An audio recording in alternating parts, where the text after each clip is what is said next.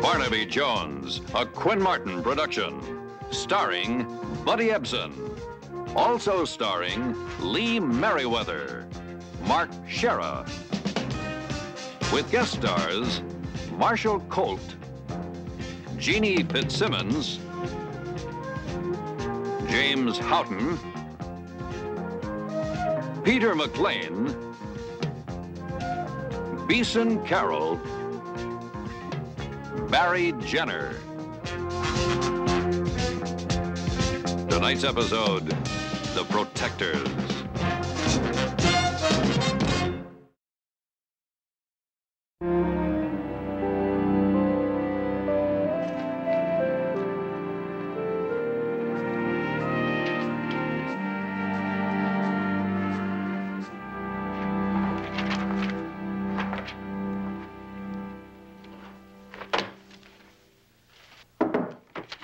Would you believe it? We're the last ones here. Well, it goes with the territory, Frank.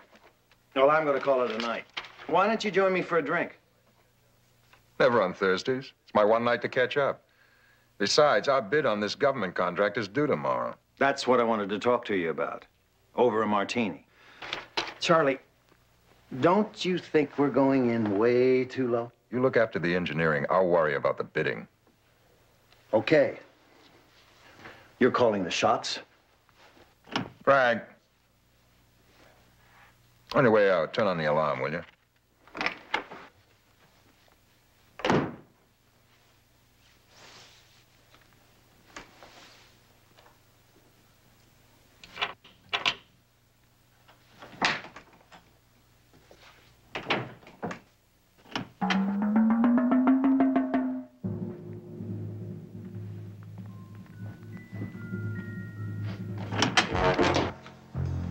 Don't even breathe. Hey, listen, take it easy. The safe's open. Some money in it. 2,000. Go ahead, take it. No, you're coming with us. Quietly, or you die on the spot.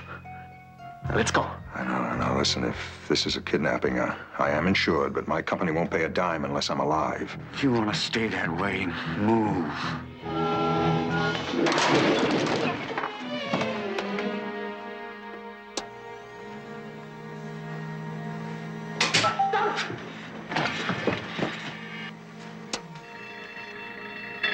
We're gonna split.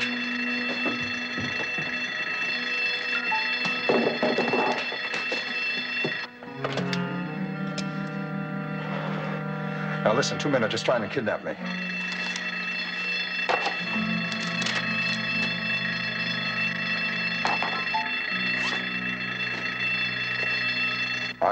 I don't know, a windbreaker, leather jacket, a couple of see-through masks.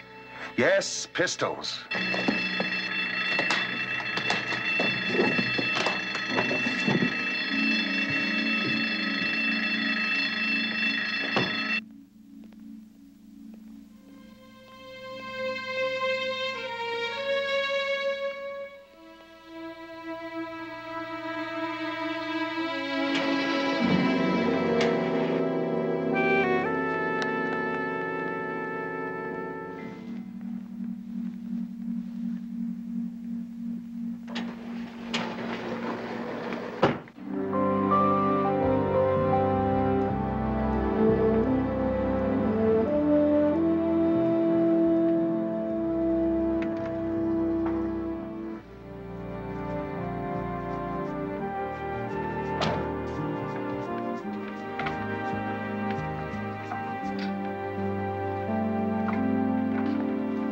Hold it right there, mister.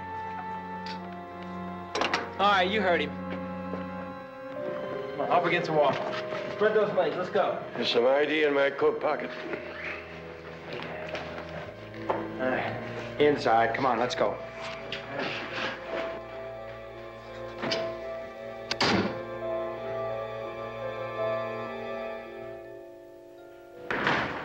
Barnaby! Hello, John. Been years. People at California Meridian Insurance said you were out here working for Abbott. This wouldn't be your fine, upstanding son, Steve McShane, would it? It would. Steve, this is Barnaby Jones. Pleased to meet you, sir. I'm sorry if we were a little rough out front. It's all right. The last I heard of you, you were carrying on your father's career in the police department. That's right. Yeah, I had to ask him to resign. I needed him in the organization. What's your specialty, son? Besides collecting guns. I'm a driver, sir. The best. You should have been born with wheels instead of feet. Sorry about that. I'll get back out front. We're installing some electronic surveillance equipment out front. It's not operational yet. You know, there are a lot of millionaires around. Why do you suppose they picked Abbott? Oh, hard to say. Could be they know about the millions in kidnap insurance the company has on him. Makes for a quick payoff. Well, now that his guard's up, wouldn't you think that they would drop him and pick a new victim? Well, they spent a lot of time planning this, Mr. Jones. In our experience, guys that go that far don't give up easily. I better get back on the job. Will you excuse me? How is Abbott standing up under the pressure? What pressure? He's Mr. Casual. I'm getting a migraine trying to map out changes in his basic life pattern that he'll go along with. Oh, Mr. Abbott. This is Barnaby Jones, California Meridian, sent him over. Now, they said they would keep this under wraps if I hired a security firm. Now they're bringing more people into it. My company is going to sustain a serious loss if one word of this gets out. Mr. Abbott, you can rely on my using the utmost discretion. So if I get in your way, just holler. Well, that's just what I'm talking about, Barnaby. I mean, well, this is our kind of ball game. Aren't you kind of out of your league? Maybe you're right, John. Maybe I have fallen behind the times, but maybe I can learn something from your people. New angles, if you don't mind. Yes, I guess you can. Fine place you have here, Mr. Abbott. Well, I suppose I should show you around.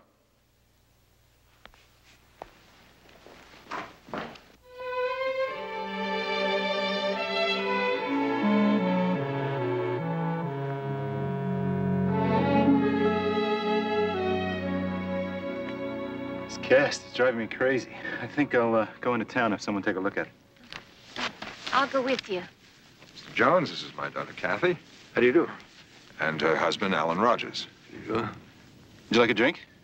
Well, yes, thank you. You don't happen to have any lemonade, do you? Just so happens we do. Hi, I'm Lauren Abbott. How do you do? My wife. Mr. Jones is with the insurance company. They're determined to protect me. Or rather, their money. I still think you'd be safer fishing for marlin in Hawaii till this thing blows over. Charlie, maybe Alan's right. Besides, this town's dead right now. Hawaii sounds delicious. I recommend that you sit tight. McShane's outfit can put a screen around you here, but if you go somewhere else, you're an open target. You're all missing the point. Teletex Electronics is in line for a couple of fat contracts. People don't buy a company, they buy me. When I'm out of town, Teletex is out of business.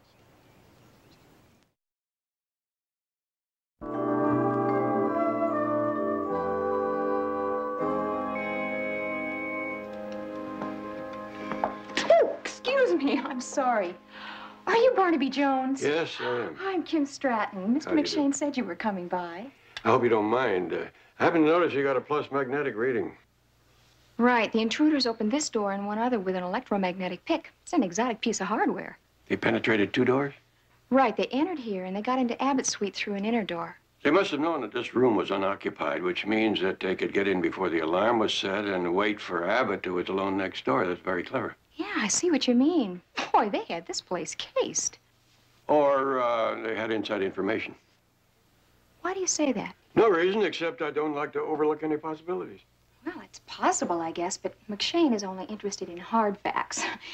This office is my last hope. Abbott's suite is squeaky clean. Mr. Jones, this is Mr. Abbott's partner, Frank Bishop. Mr. Bishop? Mr. Jones? I understand it was you who personally arranged the policies for Mr. Abbott. That's correct. Charlie's a perfect target for the kind of executive kidnapping that makes headlines every day. I'm not going to sit here and see this company go into hock for millions in ransom. And it also must be nice to know that the insurance company has plenty of money on hand to arrange your partner's quick release. Yes, of course. There's that, too. Nice touch. Thanks. But no prints. Mr. Abbott said that they were wearing gloves. I understand you spent 2 years in the police forensic lab. Must have given the boys a May 1 competition.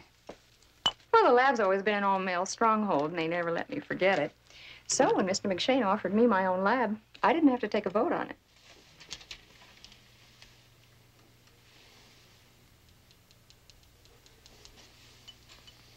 Has there been anyone in this room since the attempt on Mr. Abbott? No, Mr. McShane told me to lock it.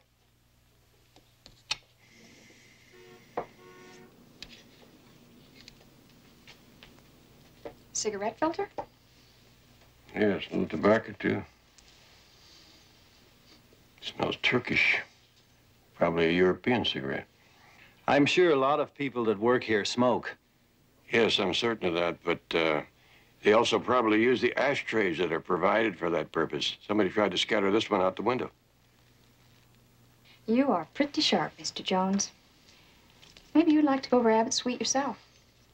No, I've been watching you work, and I'm sure it would be a waste of time. But I would like to be around when you examine the things we found.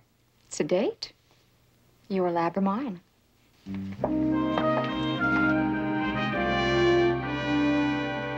This microscope really details the shoe scrapings you took from that door. I'll send our chemical analysis over to one of my ex-chums at the PD lab. Now, he'll be able to trace the commercial source of the polish and stain. Oh, that's the bell on the drying chamber. Your test materials are ready.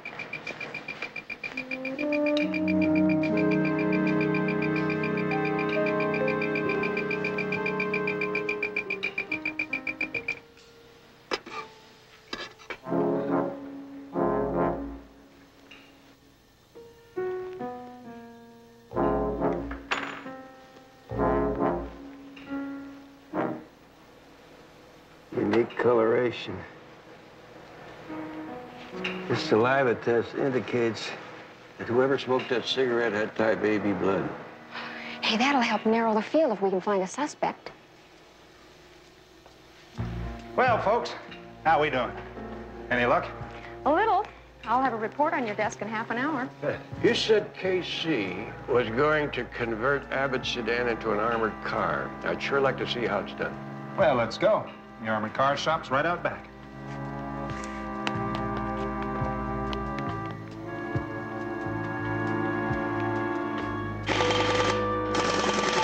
Special tires?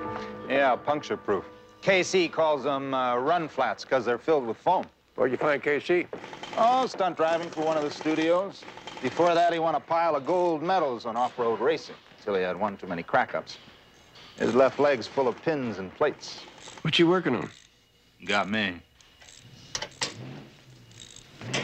What are you working on, Casey? Working up these high-intensity lamps. Seen them blind the revenue in broad daylight.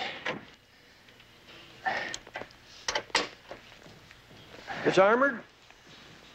No, sir. That's a solid plate with fiberglass webbing. We even got the bullet-resistant glass. That stop direct gunfire? Everything except bazookas and rocket launchers. Of course, I don't encourage testing it, so I lay in a special power plant. What's the horsepower? 425. Superpowered. McShane? Dad, Mr. Abbott insists on keeping his golf date tomorrow. No, the pattern's too regular. They could hit him on the road or on the course. Can't you talk him out of it? Not a chance. All right, hold on. We need Abbott's car for tomorrow morning. Can do? Yeah, well, I'll need a big roll of green. I mean, I gotta hire more crew, the best. Whatever it takes. All right, I'm coming over, Steve. Now tell Abbott I want to talk to him. All right. I'm sorry to give you a hard time, Steve, but I do more work on the golf course than I do in the office. Look, one of the men I'm teeing off with tomorrow is the chairman of the Wallace Aircraft. There's a big contract on the line.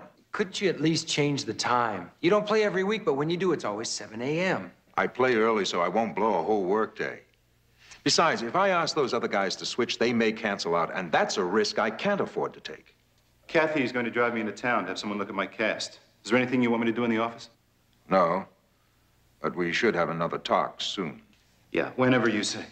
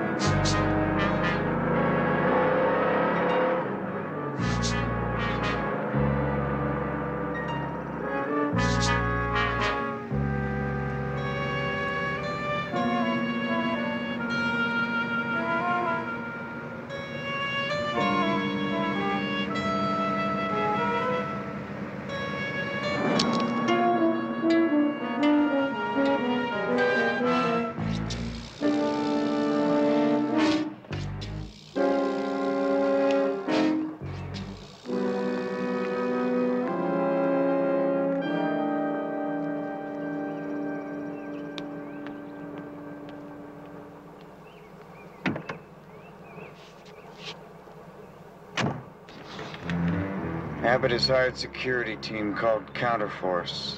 The house is like a fortress. Use the alternate plan. Good. I told you, the alternate's better plan anyway.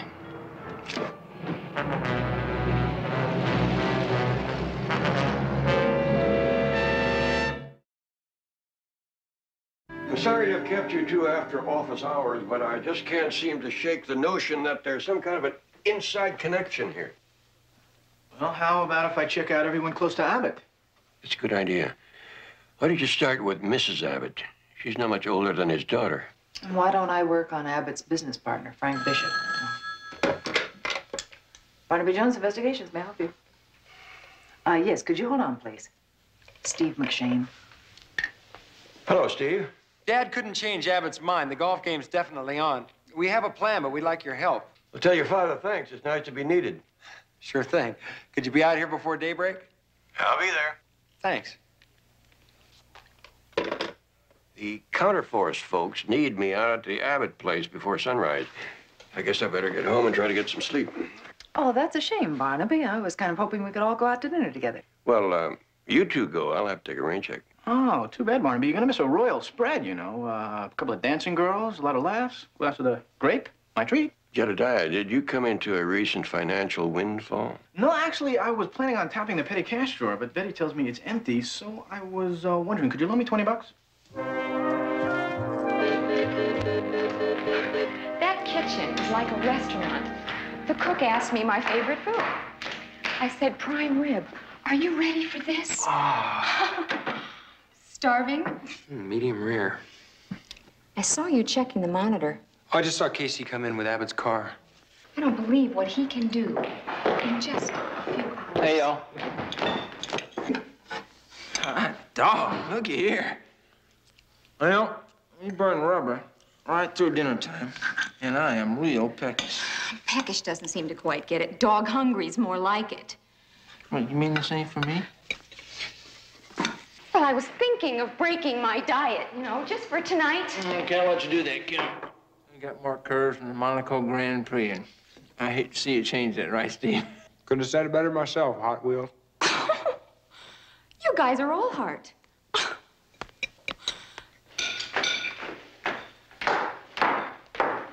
Wine, anyone? I'm afraid we're gonna have to pass, Mrs. Abbott. Some of this machinery gets a little psychedelic if you mix it with alcohol. Don't despair, Lauren. I'll join you. It's too good to waste. And so are you. Oh, that busted wheel's got you off balance, good buddy. Why don't you try this chair for size, huh? I can't take a drop on duty, but I sure can propose a toast. To the Confederate States and all ladies north and south.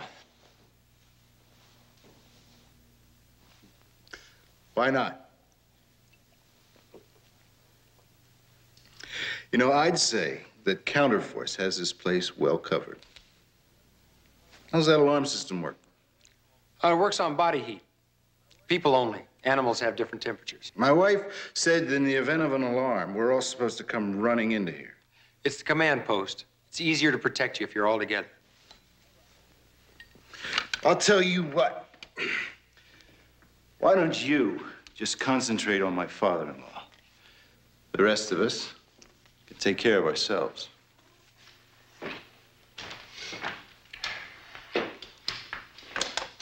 I don't know what's the matter with Alan tonight. The rest of us are grateful for what you're doing. Well, maybe you could talk to him, explain to him that it's our job to see that none of you gets taken hostage and used against your husband. You're so young. How can you know so much about protecting people? Well, I spent a year training with anti-terrorist experts overseas. Teams like the GSG-9 in West Germany, the Siret in Israel. Sounds frightening. I'd like to hear all about it. But Charlie's probably wondering what's keeping me. Could we talk more tomorrow? Anytime.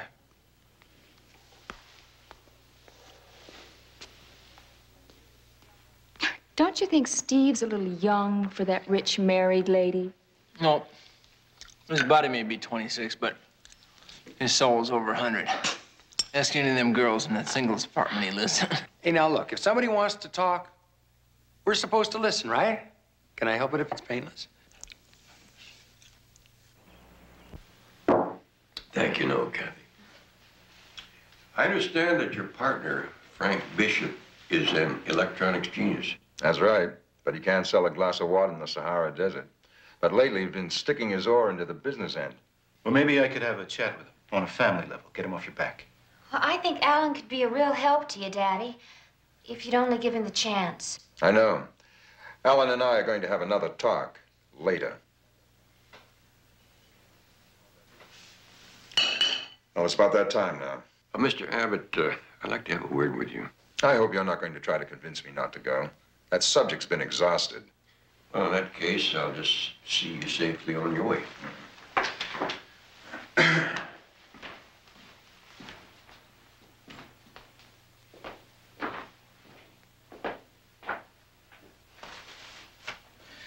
wish you wouldn't humiliate me by interfering. I was only trying to help. I don't need help.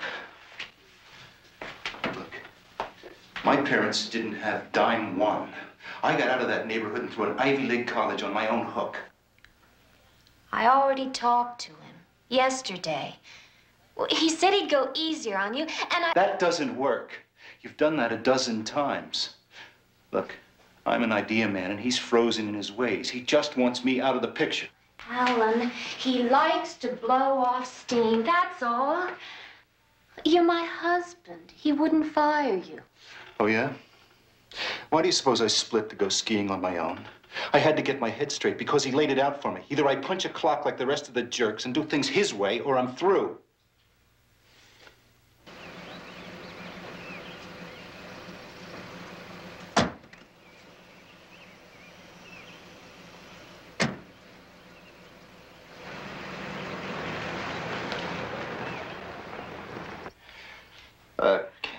Kathy, look, I'm sorry. It must be this cast. I'll tell you what. I'll get cleaned up, and we'll go somewhere for a while, okay? Just the two of us. I'd love that.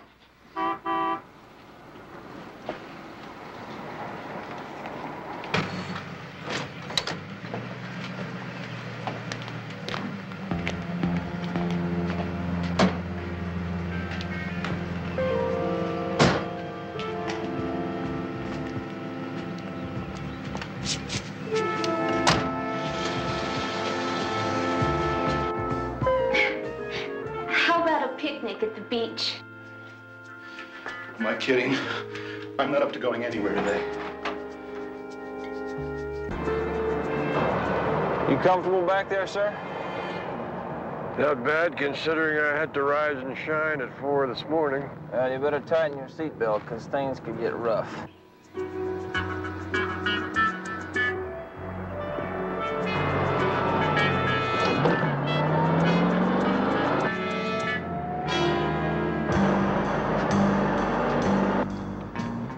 Oh, they're coming now.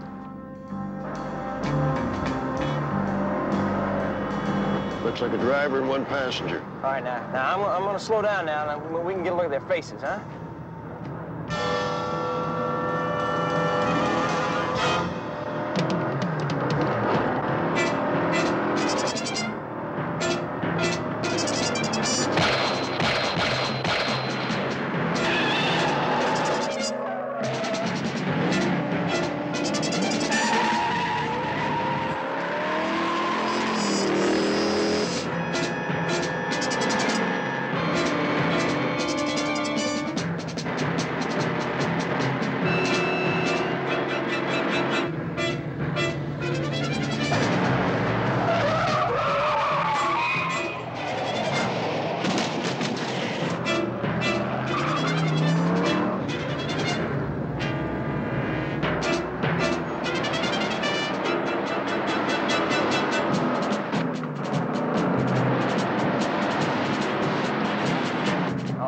Trouble now. This machine's hauling an extra ton of armor, and that fastback's cooking on a custom engine. Maybe we better stop running and start fighting. Woo-ha! Mr. Jones, you talk like Robert E. Lee now.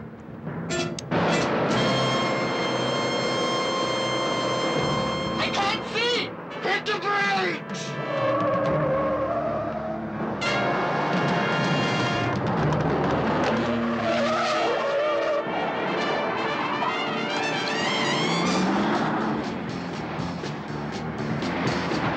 All right, hang on. I'm gonna cream him.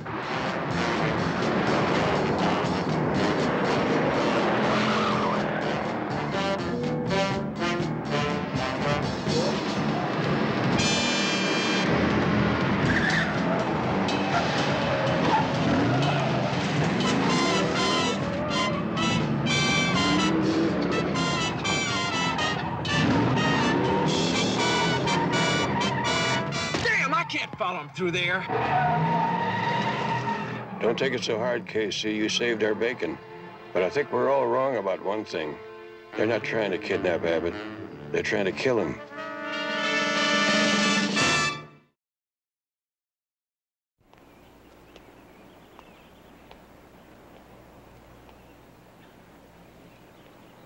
As soon as I got your radio call, I pulled Abbott off the course. You both all right? Be a lot better if we nail him. Just didn't have enough car under us. You give me an even chance, and I'll catch anything on the ground that don't bite.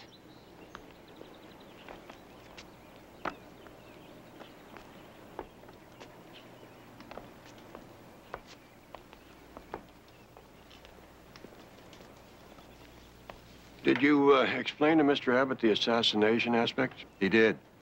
And I owe you and KC an apology, Mr. Jones. I may be a fool at times, but I don't equate a game of golf with human lives. Did you get a good look at them? Yes, but they were wearing masks. Same kind you said they were wearing in your office. How about the car's license number? There was something smeared all over the license plate. In other words, you came up empty. Not exactly. We got photographs front, rear, and side, including infrared. You ought to be able to identify that car. When you finish the car, Casey, relieve Kim at the command post. I want her to get this film in the darkroom right away. Right.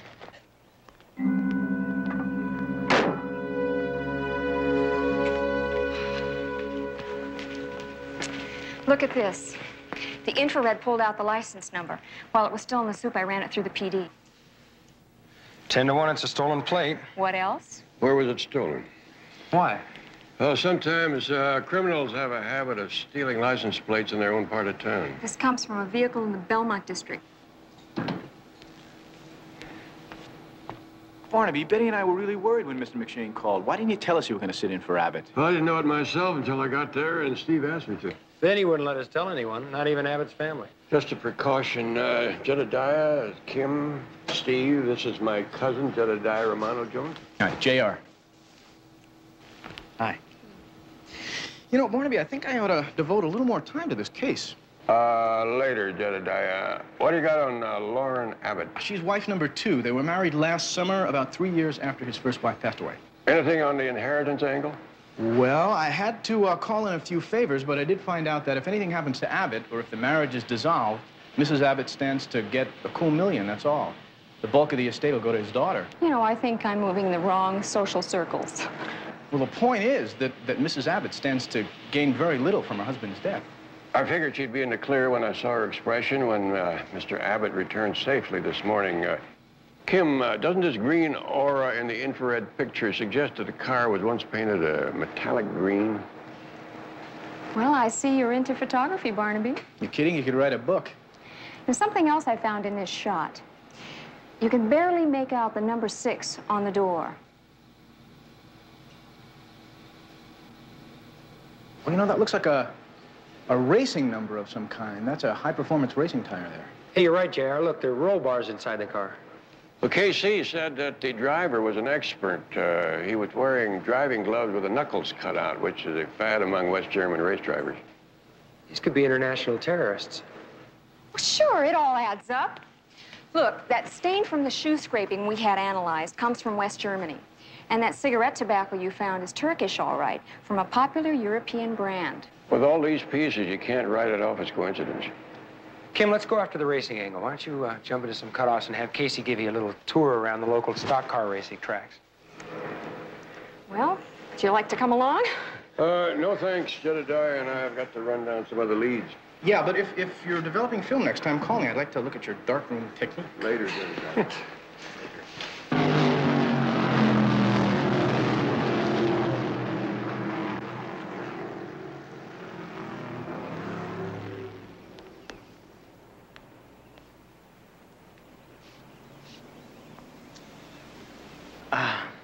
Well, hey, Casey, what's a good word, man? Well, every day's a holiday, every meal's a banquet. Good buddy, how you doing? Okay, where you been, Casey? Oh, he's been pushing choppers and dune buggies all over that desert until I swear I'm in sand right up to my... Easy, honey. Harvey, I need some information. I've been checking around the other tracks, but so far, zip. Well, I owe you. Shoot. Well, I was street dragging this cracker driving a metallic green fastback with a number 6 on the side. Yeah. And I had him clean, but then he threw a wheel into me, and I spun into a pole, and now that boy's gonna pick up the tab. Hey, man, there's a lot of number 6s around. Yeah, but this guy wears those knuckle-out gloves, you know? Yeah. With, you know, accent, like German or something. Yeah. Well, wait a minute. I think I might know one guy. His name is Hans Mueller. What else you know about him? Well, not a lot. Showed up out of nowhere a few months back. Won a couple of swift races and then stopped coming out. Like you. Can you help me find him? Well, I can make a couple of phone calls. There's some cats that worked on his car, might have his address. How about right now? Where'd you say you were in sand up to? Right up to my... Yeah, her knees. Start dialing, good buddy, will you? Take it easy. What do you mean? Okay.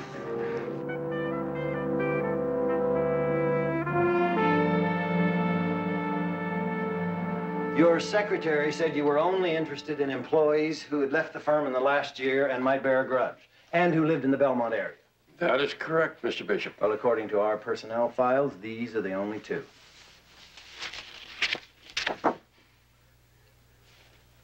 Claire Andrews, secretary. She works at a local bank now. She was a little bitter when she left, but we gave her a good recommendation.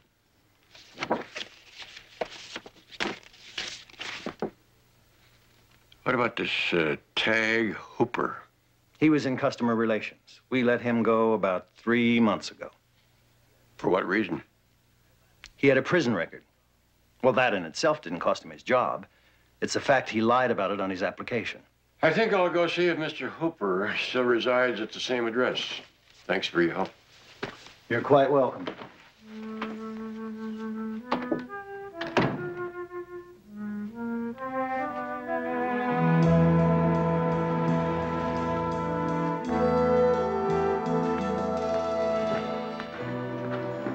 All right, I'll take him. We'll take him. Nothing harder than the head of a female Yankee. Well, I knew we were going to see each other again, but this is ridiculous. We haven't been here 5 minutes. Well, at least we're all on the same wavelength. How'd you get a line on Hooper? Who's Hooper? We've been tracking a good old German boy named Mueller, the guy that owns the fastback. Well, looks like we're all on the right track. Trouble is, we're late. They've cleared out lock, stock, and barrel.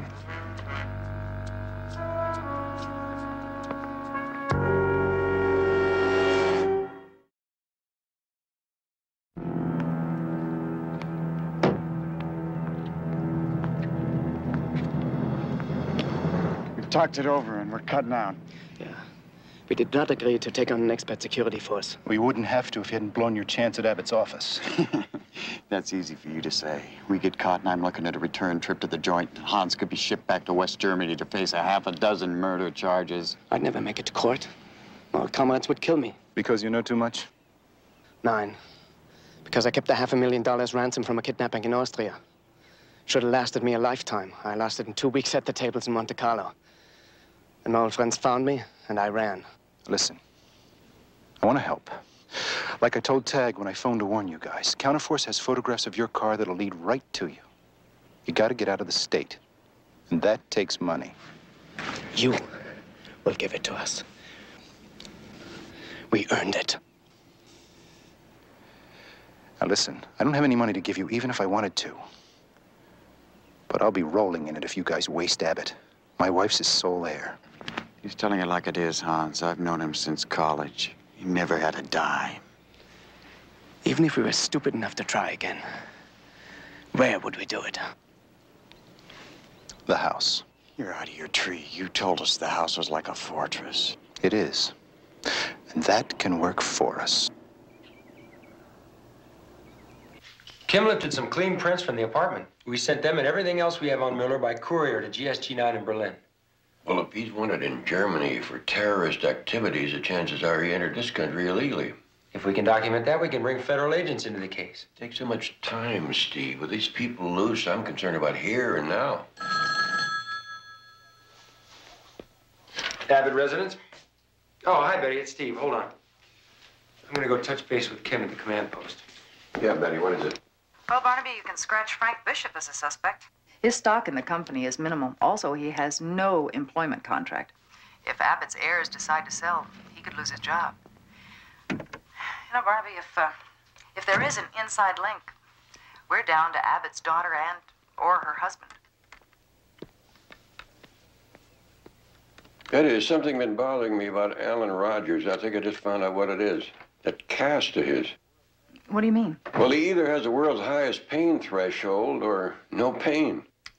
You think he may be hurt less than advertised? I'm not sure, but I want you to make some calls to Vail, Colorado, see if you can locate the doctor that treated him up there, and find out the exact nature of his injury. Can do. Bye-bye.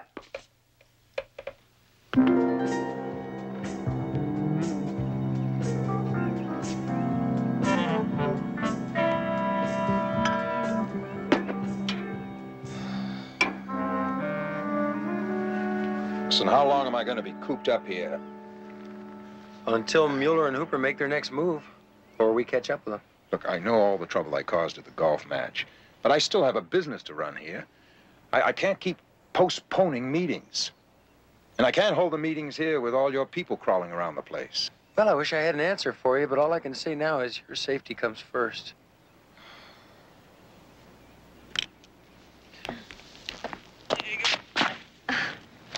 Thank you.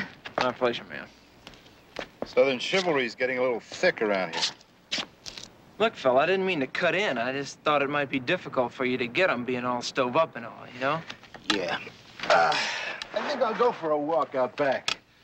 Could stand a little privacy for a change. Will you excuse me a moment? Hey, relax. He's out of line. Look, I'm gonna go tell Kim he's headed for the woods, otherwise she'll think the system's been penetrated. All right? All right. Okay.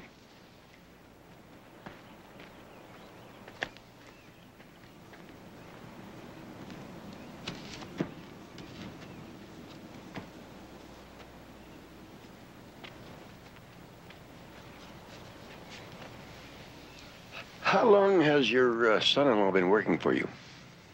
Alan? Well, ever since he married Kathy. I don't imagine he can do much work with that cast on his leg. With or without a cast, he's been a major disappointment to me. Not having a son, I always presumed whoever Kathy married would someday head up Teletex Electronics. And does Roger know you feel that way? Yes, I had to step on him pretty hard recently. I told him if he was going to stay with the company, he'd have to straighten up his act.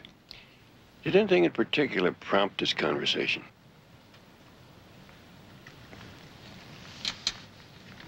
He misused his corporate credit cards. I had to take them away from him. Even used one to pay for a girl up in San Francisco. I'm still worried Kathy might find out about it.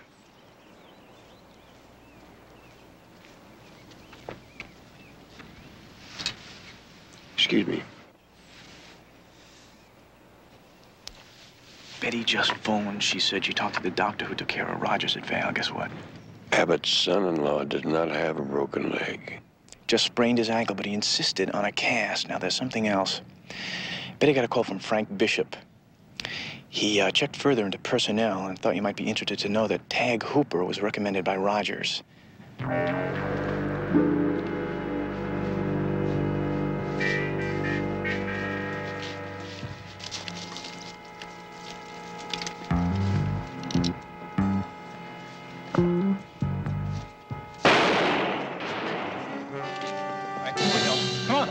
Come on, into the study, come on! I think I better wait out here, Barnaby.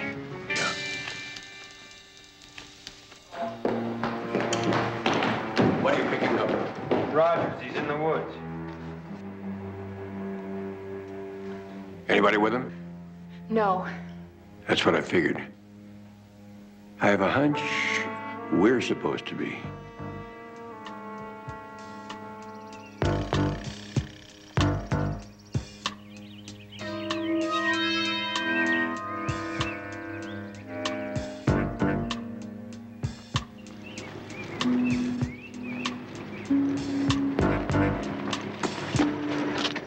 They went for it. Let's roll.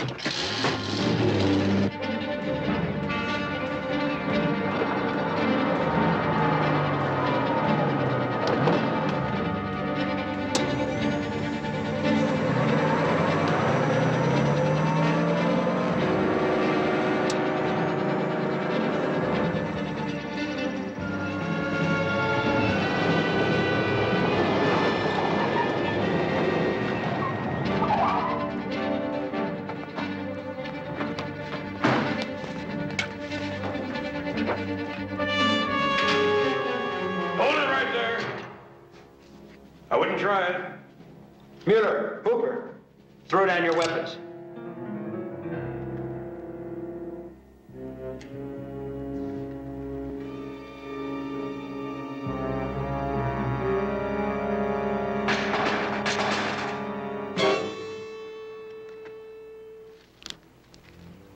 Let's go, Rogers.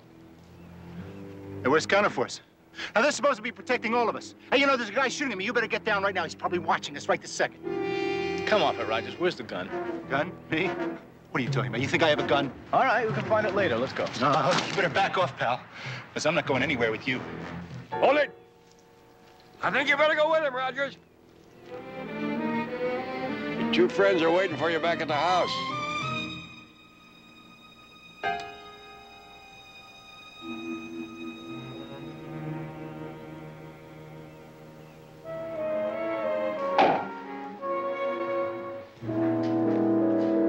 Can you beat that? I logged 3 hard months with GSG-9 in West Germany, but I have to come all the way back home to capture a member of the Baader-Meinhof gang. Hey, you know, but what's unreal to me is how Rogers could flip out so far, especially with a wife like Kathy. But then I never could understand you college folks, not even you two rascals.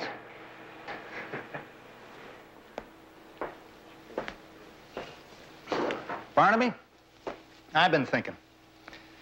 Why don't you bring your office into Counterforce? You handle the investigations, and we'll take care of the security. Huh? That's fine, thank you. Well, it's very flattering, John. You have a great bunch of people here, and I've never seen a better technical setup. I've learned some things the last few days. So have we. And with all this hardware, we've been overlooking a basic element. The gut instinct and know-how that comes from experience. With you on the team, we'd have it. It's tempting. You've heard the expression, you can't teach an old dog new tricks. I've always liked to run my own shop. But maybe we can work together on something else sometime.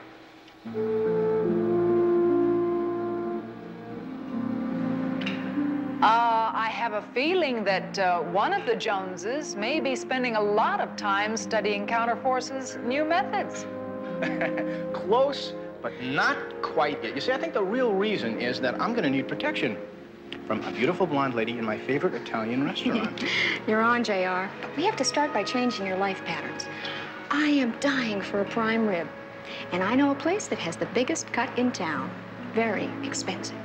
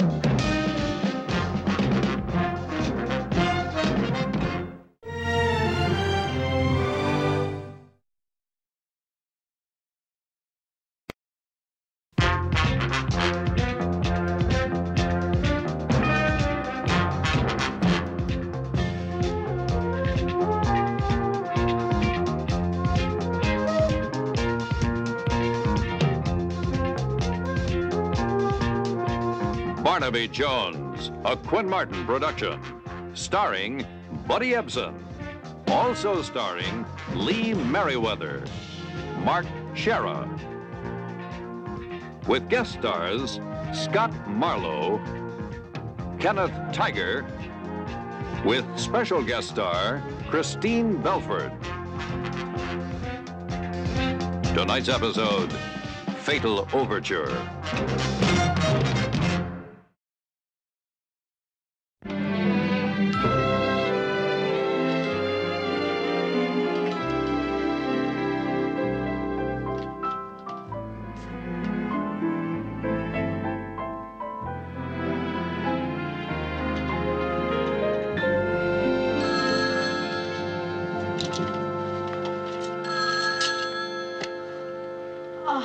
Hello? Hello, Betty. Are you all packed? You must be kidding. I haven't a thing to wear. Which gives me a great idea. I think I'll go shopping tomorrow. Are you going to have time to do that before the plane leaves? Oh, I didn't tell you. Paula called. There was some mix-up as to when we could get the condo, so it won't be until Thursday. Betty, listen, why don't you postpone your vacation till after I finish my exams? You know, I really don't think it's a good idea to have two lovely ladies unescorted on the beaches of Hawaii, you know. Well, JR, I'll tell you, much as we would love to have your company, Betty,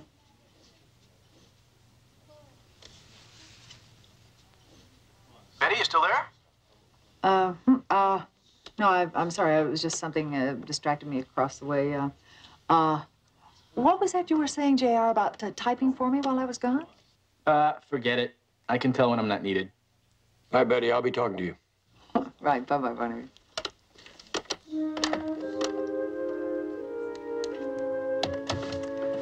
Lynette, go! Go! Go, Lynette, go! What is she doing here? You, get out of my house! I want you out of my house! Right now! Get out of here! Get out! Get out! Get out! Oh, get out! Get out!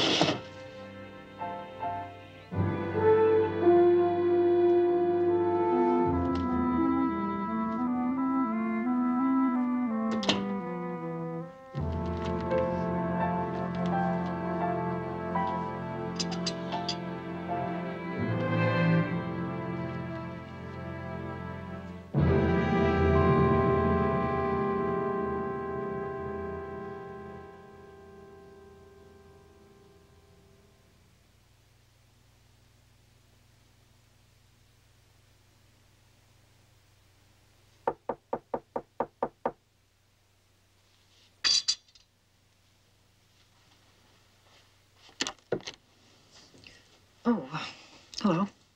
You Betty Jones? Yes. I'm Peter Kirkland, your neighbor from across the courtyard. I've seen you around the building. I realize we haven't met, but I heard you in private investigations. Could I talk to you about last night? Oh, well, yes. Come in, please. Thank you.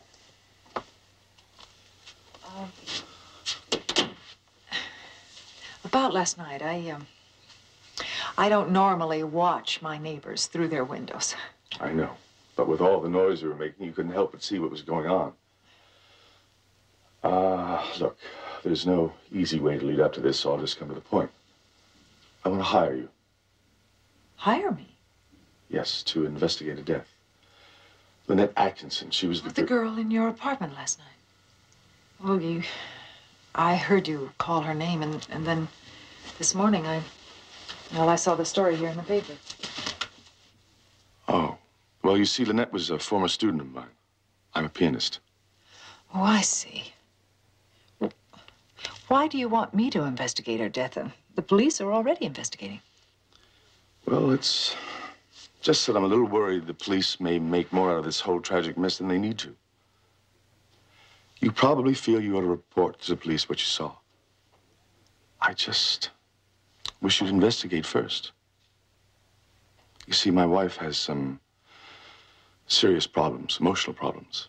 That's why I need your help, Miss Jones. I just want to spare my wife any unnecessary stress. Well, I am planning to go to Hawaii in a few days. But I'll do what I can until then. Thank you. Thank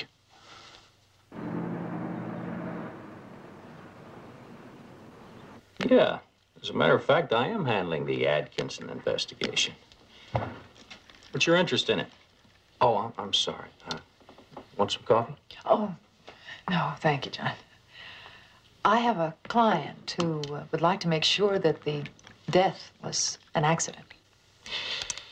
The way it looks now, may not have been. We found what sounds like a suicide note in her apartment. You did? Mm-hmm. Addressed to Dearest Peter. She never finished it, but it went on about feeling desperate, can't go on without you, that sort of thing. The guy she wrote it to is Peter Kirkland. We found some photos of him in her apartment. Peter Kirkland. From the look on your face, I would lay odds Kirkland is your client. Am I right? Remind me never to play poker with you, Lieutenant. Yeah, well, we were planning on talking to him before we wrapped up the investigation. Anyway, there's a strong rumor that he and Lynette had an affair about 3 years back.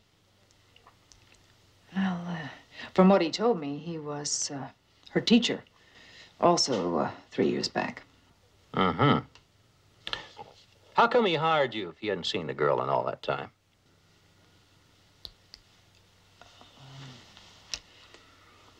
Well,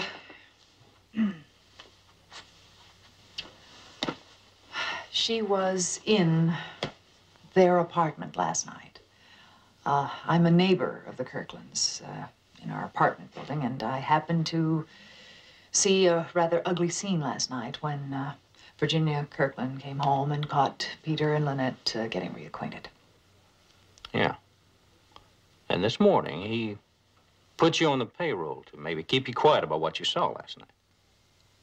But you know, John, from what I saw and heard last night, I have the feeling that Lynette was a third wheel in a romantic triangle situation. That would tend to make suicide a strong possibility, wouldn't it? No argument about it. Would it be possible for me to see her apartment? I don't know why not. I'll clear it for you. Great. Thanks a lot. Mm-hmm. I'll talk to you later.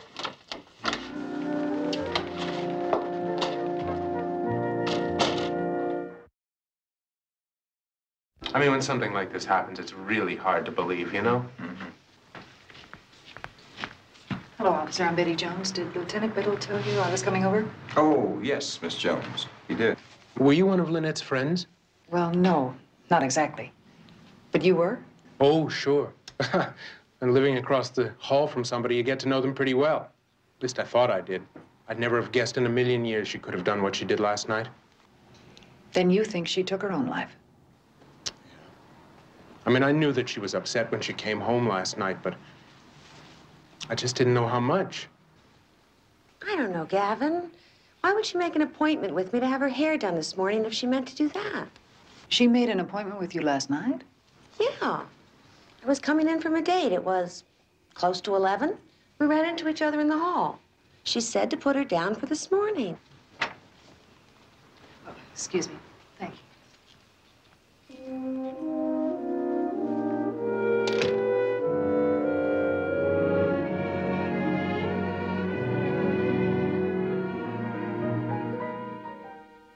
Why couldn't you just leave her alone?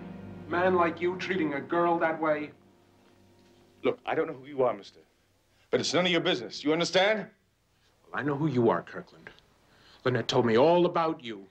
You're all she could talk about the last few days, and then she... Hey! Okay, let's break it up. You're right, it's none of my business. I just think that it's a shame. She had everything to live for. Well, it looks like I'm persona non grata around here. Officer, would it be all right if Mr. Kirkland came into the apartment? I'll vouch for it. Okay.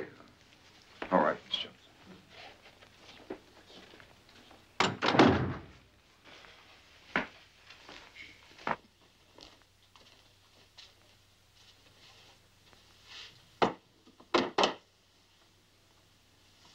Chopin. He's always a favorite. You've made a pretty good start at leveling with me, Mr. Kirkland. Now I have a rather uncomfortable question to ask you. Better start calling me Peter, then. Make it a little less uncomfortable. All right, Peter. The question has to do with you and Lynette. Were you having an affair?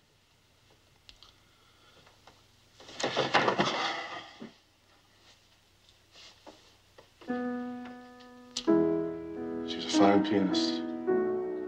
An important concert artist. Please, Peter.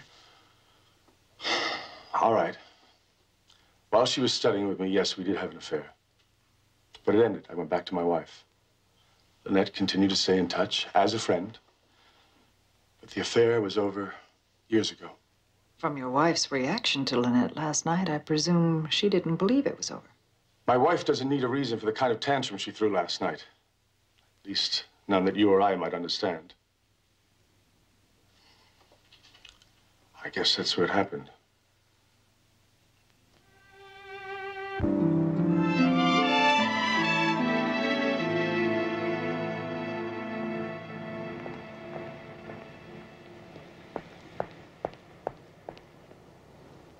Mrs. Kirkland, your husband told me I could find you here. Oh, you're the one I saw with Peter. That's right. I'm Betty Jones. Betty Jones. All right. So? Didn't your husband tell you that he hired me? I mean, our agency? My dear Ms. Jones, my husband tells me as little as possible. He firmly believes that what I don't know won't hurt me. Or him, or... You know what I mean. Do you think that's too much? I always keep at it till I ruin them. Well, I'm sure your husband meant to tell you that he had hired our agency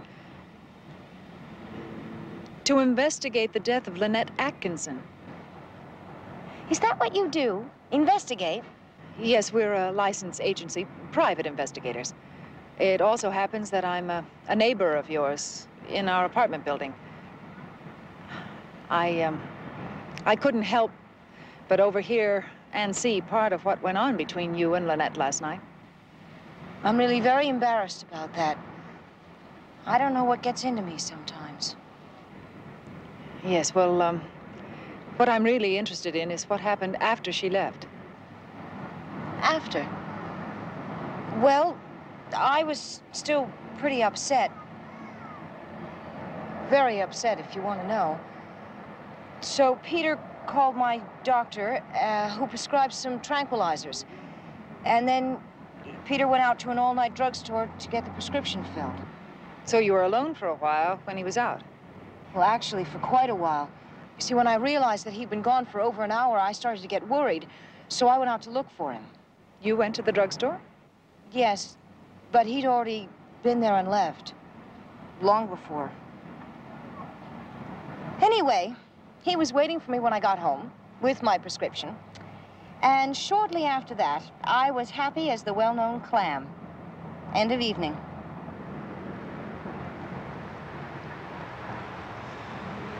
Lynette Atkinson died about 11:30 last night.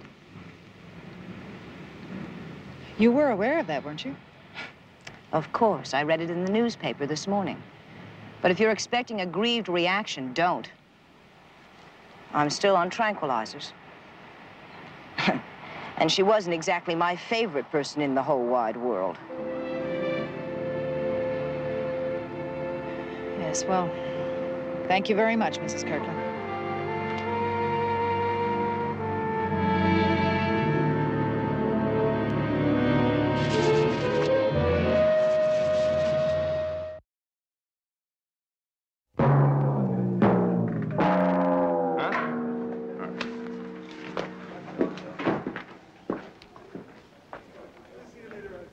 Here, you sit down here. Oh, thank you. I understand he's very talented. Yeah, he's one of the good ones, Pete is. I mean, not just good people. That goes without saying. Good musician. Could have been great. Really? You know, I've never heard him play. You and too many other people. Hey, you want a cup of coffee? Oh, yes, I'd love it. Thank you.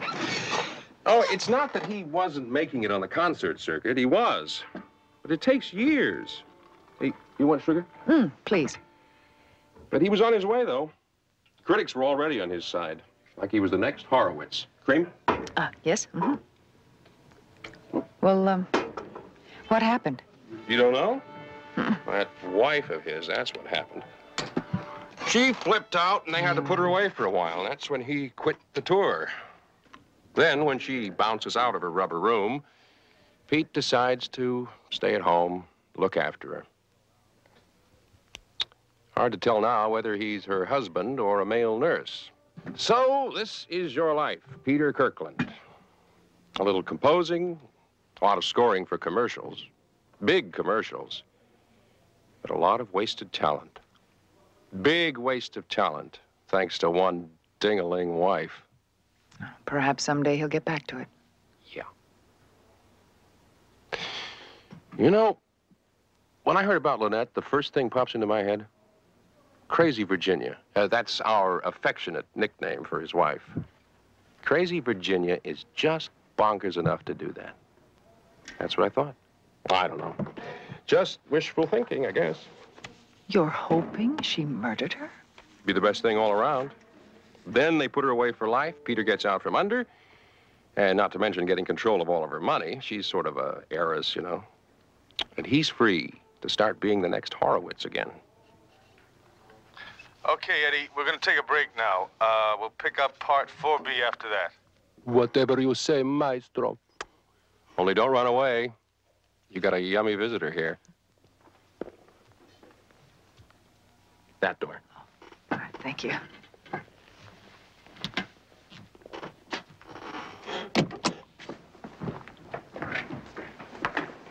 You made it. Great.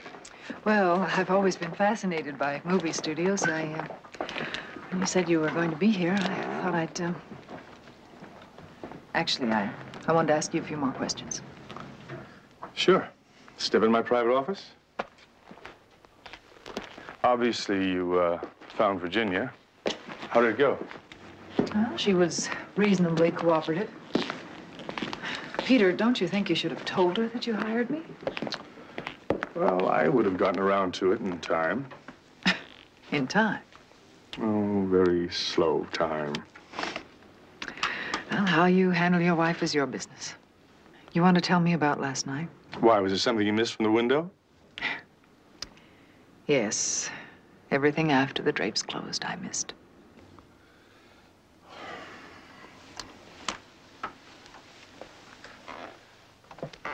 Yeah. Well, Virginia was still agitated, and I wasn't about to go through a whole night of hysterics. So I phoned her shrink. Name? Dr. Dreiss. Rhymes with price. Which is currently $70 an hour, 4 times a week. Is it helping? Doesn't appear to be hurting. I'm sorry. You called the doctor and... And he phoned the drugstore for the prescription. It's the one on Santa Monica. You know, the all-night drugstore? Yes. Anyway, I drove over for the prescription and, I don't know. I just was so badly shaken by the big scene between Virginia and Lynette that, I just drove around. I mean, nowhere in particular. Though I did have some thoughts of heading toward, Puerto Vallarta or Nome. Well, under the circumstances, I really can't blame you for having some escape fantasies going for you. Fantasies are all they are. Anyway, everyone knows the honorable thing is when you have a professional mental patient for a wife, you nail down the flag to the mast and go down with the ship. So I went home. And what time is that? It was before midnight. Yeah, I remember I got a bit of a scare because Virginia was gone when I got there, but she did show up a few minutes later. Oh, that pretty well checks out with what Virginia told me. I guess that pretty well takes care of it for now. Betty? Hang around for a while. Why? Till we finish the recording. Have a drink with me, please. All right. Yes, I'd like that. Is it all right if I wait in the booth? Oh, perfect. I won't be long. All right.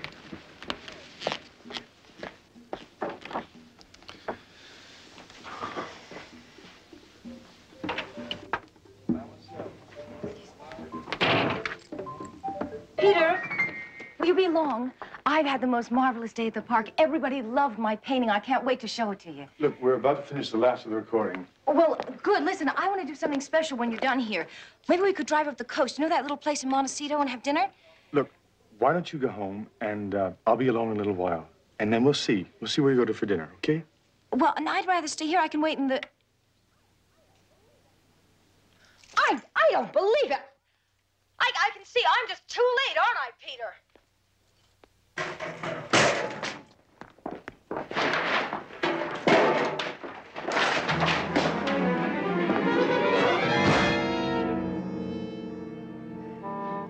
Eddie, will you tell Peter that I had something to do and that I couldn't wait? Will you tell him I'm sorry? Yeah, we're all sorry, kid. To know Pete and Virginia is to be sorry a lot. Thanks.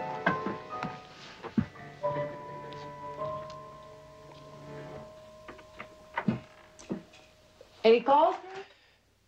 Telegram, Betty. Who do you know in New Delhi? Can't you tell me? No, paper's too thick. Well, I would imagine that it's from Paula. See what... Dear Betty, sorry to inform you that I will not be able to get to Hawaii for 2 more days. Oh, that's too bad. Oh, no. It's a relief, really. It would give me more time on the Kirkland case. I thought I heard you out here, Betty. What's this about the Kirkland case? Would you believe that she's actually glad she has to postpone her vacation 2 more days to work on this case? This guy Kirkland wouldn't happen to be good-looking, would he, Betty Johnson? Yes, J.R. Jones. He's very good-looking. But he also happens to be married. Not happily, but married just the same. You're not getting in over your head, are you, Betty? I haven't even got my feet wet, Barnaby. Oh, Lieutenant Biddle called a little earlier. He said to tell you that he's about to close out the Lynette Atkinson case and rule that her death was probable suicide. I don't think that's right, Barnaby. But I don't have anything to back up my feelings. Well, I think I am going to head on home. It's about that time. Why don't you have dinner with Jedediah and me? Oh, I don't know. I'm feeling pretty tired, and frankly quite depressed. I don't know, this case is the kind that can do that to you if you don't keep your guard up. Thanks anyway. Betty. Keep your guard up, huh?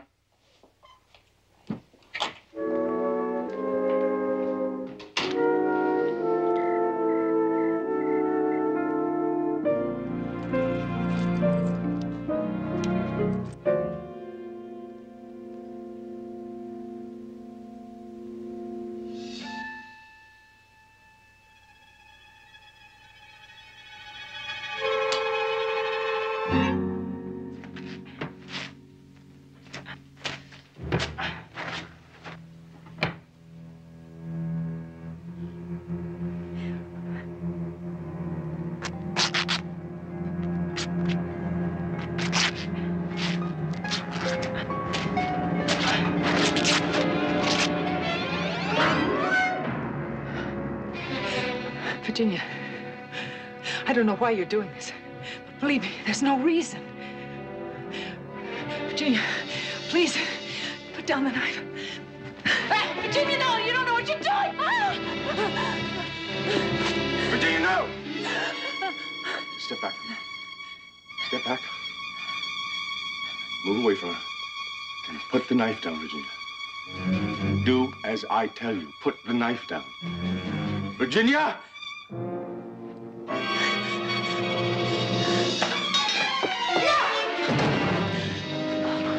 Are you all right? Yes, I'm all right. You didn't touch me. Betty, I'm sorry. I'll... It's all right. It's all right. Go after her. Virginia, come back here! Get it!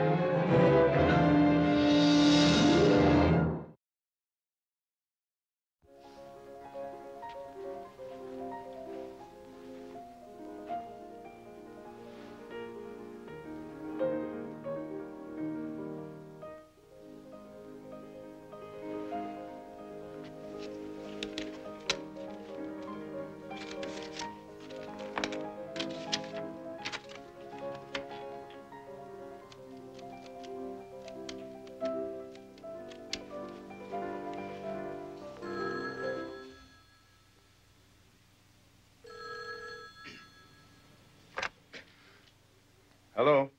You do play beautifully, Peter. Flattery will get you anything you want this morning. How are you? I'm fine. But, frankly, I'm puzzled. That was a pretty wild scene last night. And now it's all peace and quiet. How did you manage it? Virginia's gone. I hospitalized her last night. I'd like very much to start making amends for what happened. How about breakfast for openers?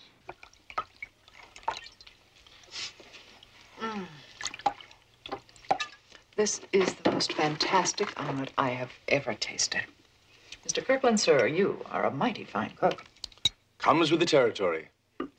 When you're married to someone as unstable as Virginia, you learn a lot of domestic skills. I mean, it is a necessity. Peter, why didn't you tell me about Virginia? I mean, the truth about her. She could very well have murdered Lynette, which you certainly knew. If you hired me just to prove that... I'll admit I had that fear going in. But I was hoping you'd find out otherwise. I haven't found out anything. Not for certain, anyway. Except that your wife is one scary lady. I know. I'm not kidding myself any longer. Virginia isn't just all threat and no action. Betty, last night, I was so afraid that she might try to do some harm to you that I phoned a doctor and raised hell to have her hospitalized. I mean, it takes an act of Congress to get someone committed, you know. Well, luckily, Virginia agreed to it.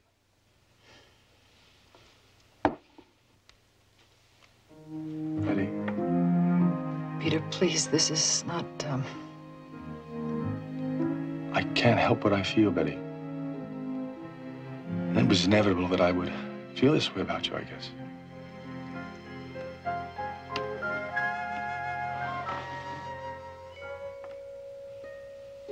I'm sorry. You do understand, don't you? Doctor, do you consider her a reliable reporter for her own behavior? Believe me, Virginia doesn't spare herself at all. She is very open to me about incidents like that.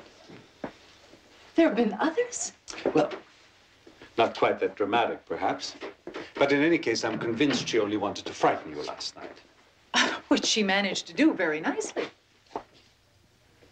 Doctor, I wish you could have seen her last night the way I did, coming at me with a butcher knife. I'm sure that you wouldn't be so convinced that she just meant to frighten me. Look, I'll admit that I cannot be 100% positive about her. Psychiatry is anything but an exact science. But based on Virginia's past history, I am reasonably sure that she is not truly dangerous. Well, I hope you're right, Doctor. But I don't think you are. Maybe you'd feel better if you talked to Virginia yourself. I will be releasing her later today. Wait a minute. You're releasing her? No reason to keep her here. And she wants to go home. Could you tell me what room she's in? I think I will talk to her.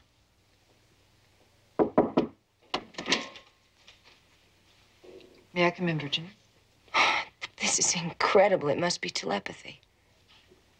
Telepathy? I don't think I understand. With this letter, I was writing it to you, see? What is this? Something you forgot to mention last night?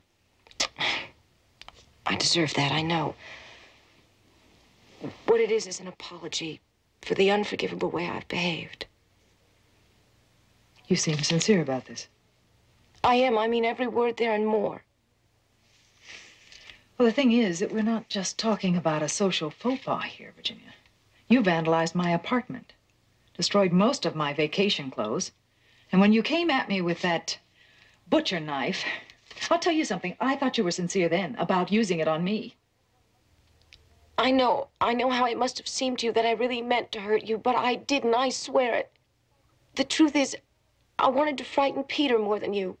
I was just gonna tear up a few clothes, but when you walked in, it just went from bad to worse. We'll pay for everything. I just wish you knew how terrible I feel about this whole mess.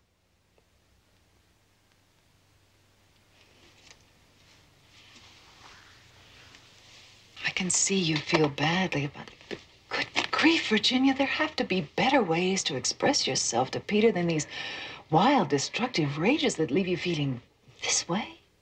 It started with a quarrel about you when Peter got home from the studio. And it went on from there. On and on.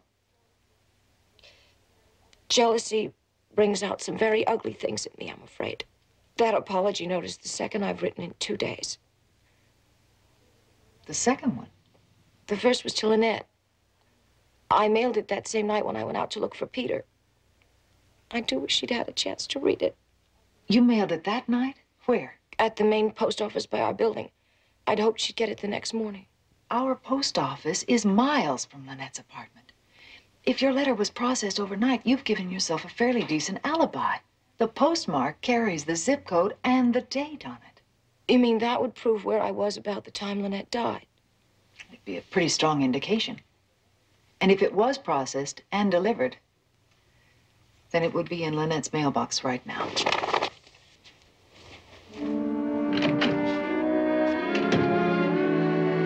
I'm not sure there was a letter in her mail. I remember some magazines, though.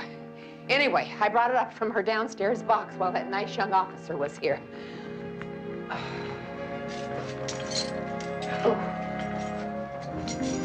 Oh, thought I heard somebody out here. Oh, you're Peter Kirkland's friend, aren't you? Well, I'm working for Mr. Kirkland. He hired me to do some investigating. Oh, really? Well, he's the one that ought to be investigated, if you ask me. You know, I think I heard him out here the night that Lynette died. You did? Well, did you report that to the police? No, I couldn't swear that it was Kirkland, but it sure sounded a lot like him, though. You know, Mr. Brewster, if you'd stay in your own apartment with the doors shut and mind your own business, it'd make life a whole lot pleasanter for all of us.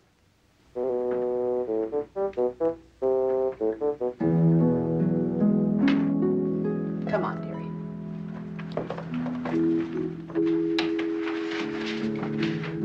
There's mail, dear, on the coffee table.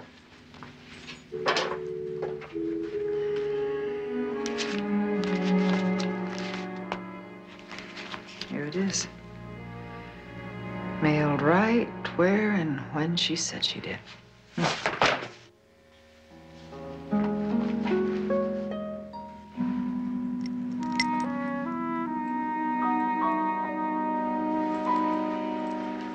Have you seen this before? No, can't say as I ever have.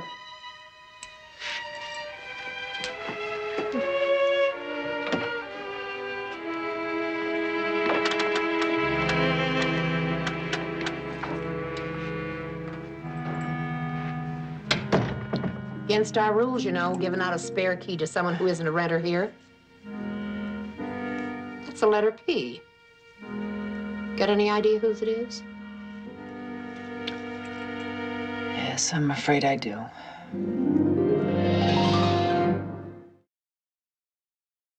Well, I'm no lawyer, but it's all sounding pretty solid to me.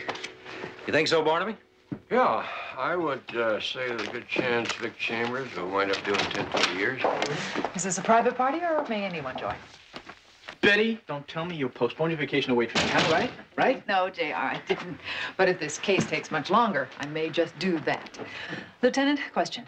Be my guest. How thoroughly did your men check out Lynette's apartment after her death? Why, did you find something? Sure did. This little item. Where'd this turn up? I found it on the floor next to the couch by the coffee table.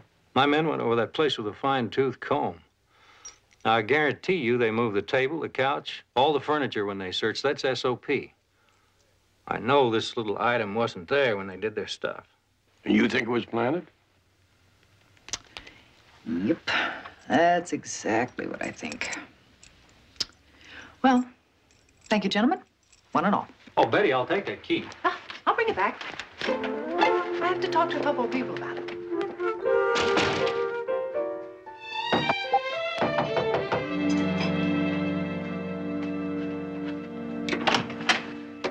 Betty, hi. Come in.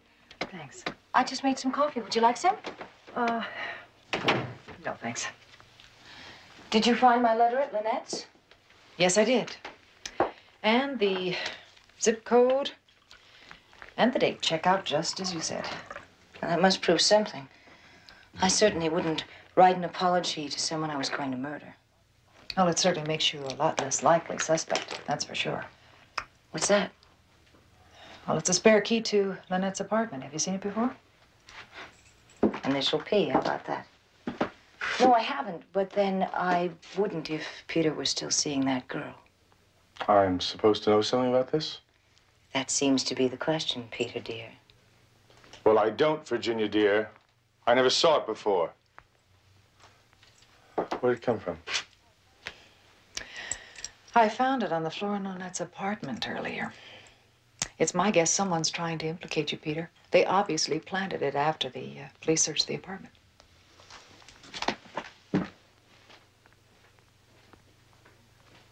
Virginia, haven't you done enough lately?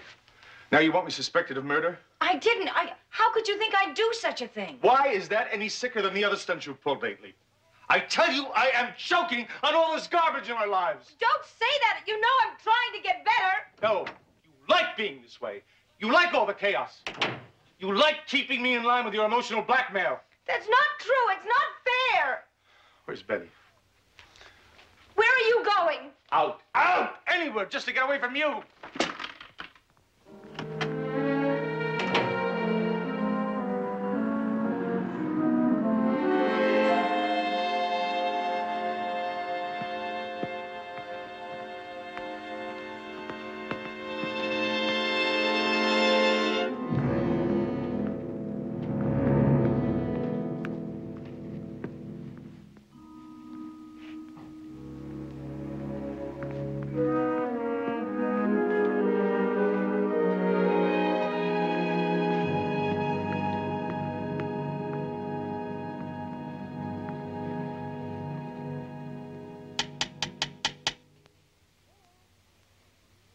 Hello? Anyone here? Ooh.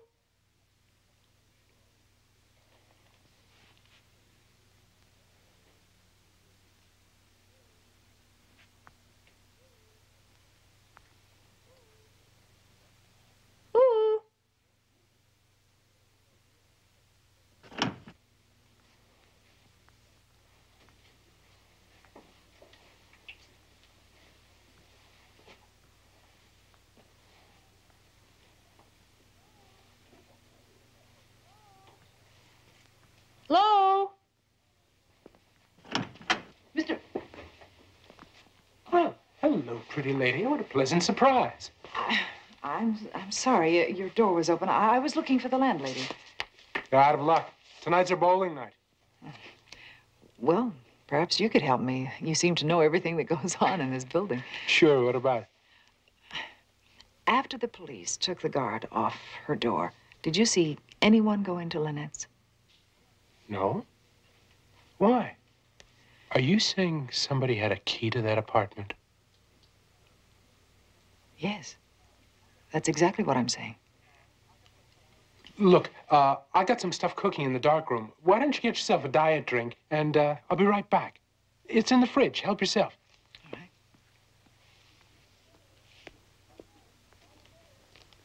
right. Be out in a minute. Okay.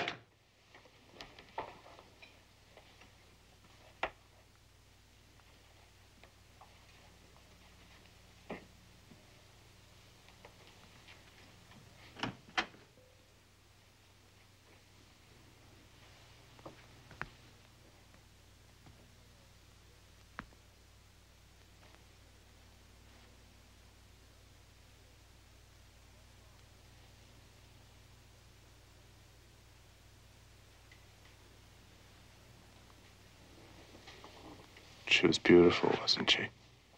You loved her, didn't you? Loved? I still do. I guess I always will. She would have loved me, too, if it hadn't been for him. Peter Kirkland? She was obsessed by him. Couldn't stop talking about him. At night after the big scene with him and his crazy wife, I said to her, forget about him. I love you more than he ever could. But she just laughed at me.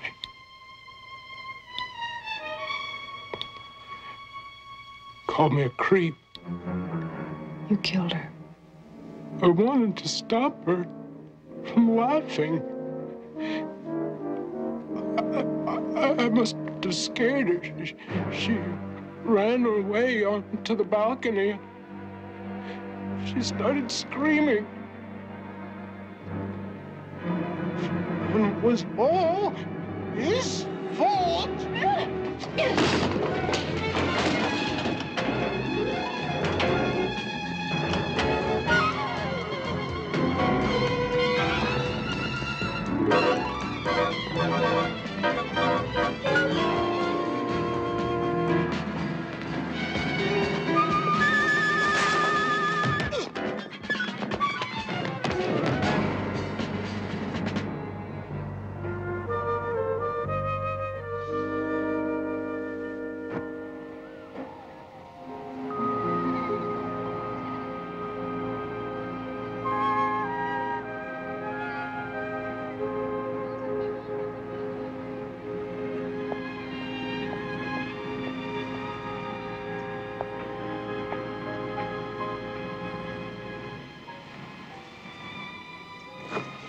Betty, I tried calling you all morning. There were a few things I had to take care of. I know.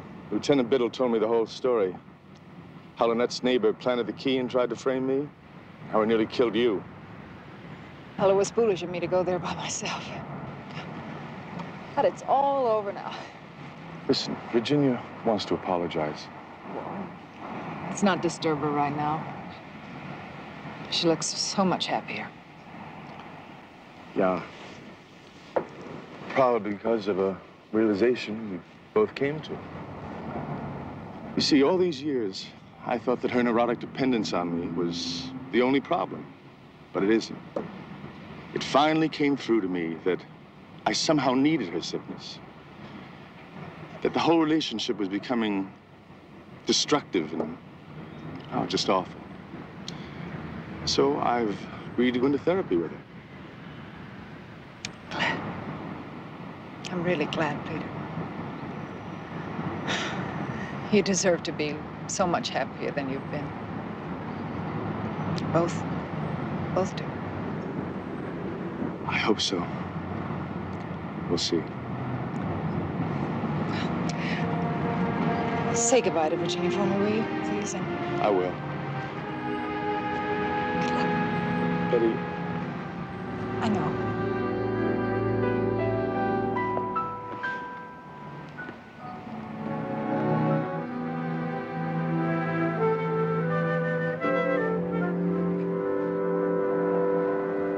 Well, how about it, Betty? Today the day you start on your vacation?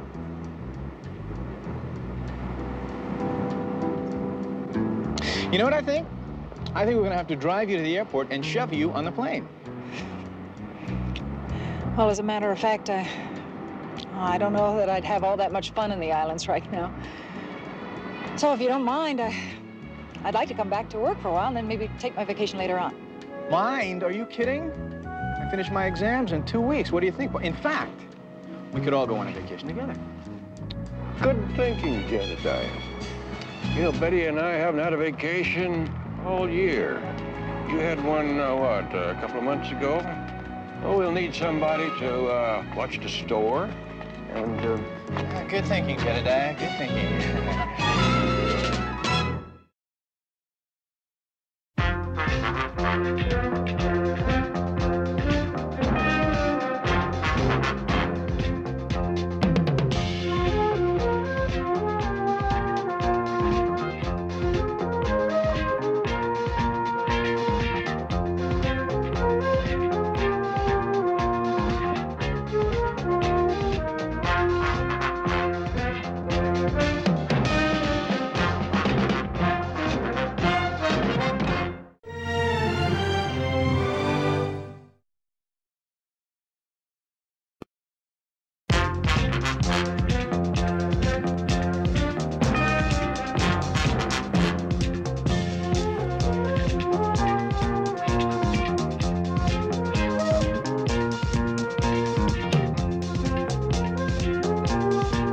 Barnaby Jones, a Quinn Martin production, starring Buddy Ebsen.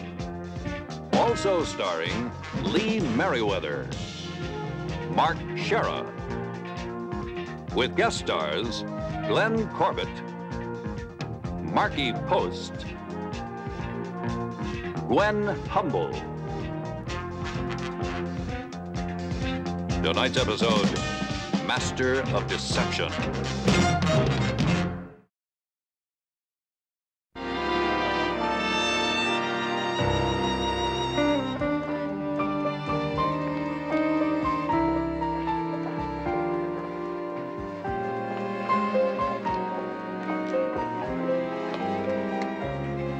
Hey. Hi. Hi. Computer's all tucked in for the night? Uh-huh. Sleeping like babies. Well, then let's get out of here before they wake up. Darryl, I've got to work. I tried calling you, but you already left.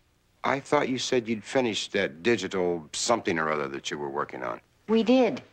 But now the board of directors wants the report delivered a week early. I'm sorry. Well, you should be. Do you know what today is? Uh-uh. Our anniversary. Oh, dear. 3 months already? And I just happened to reserve a table at the best restaurant in town. Oh, Feel guilty? terribly. Good. Oh, We'll celebrate your first night off. okay. You got a date. I better get back to the meeting. I'll try and get home before midnight. I'll wait up for you. Darryl, I'm so lucky. That makes two of us.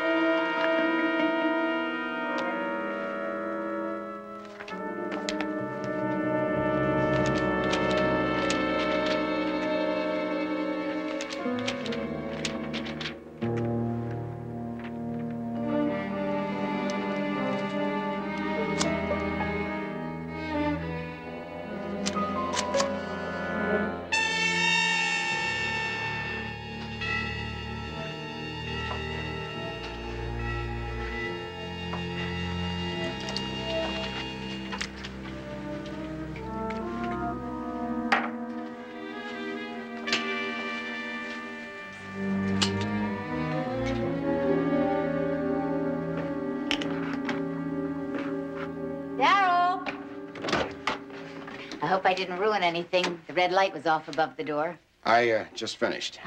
We got through sooner than I expected. Happy anniversary, darling. Well, that's just what I need. Come on, I'll put the glasses on ice. Well, aren't you going to show me your new photos? No, they're not very good. Oh, come on. You let me decide that. Pauline.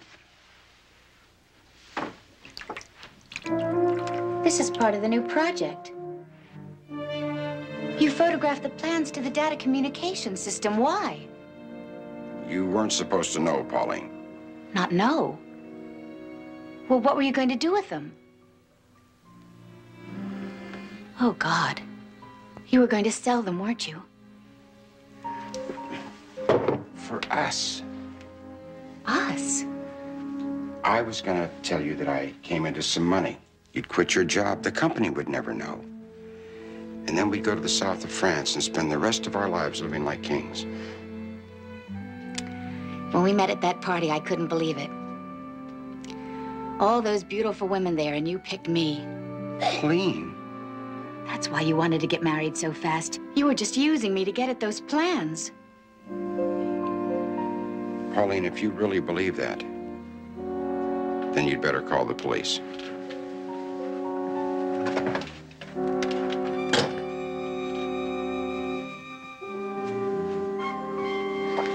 I think you're right, Darryl.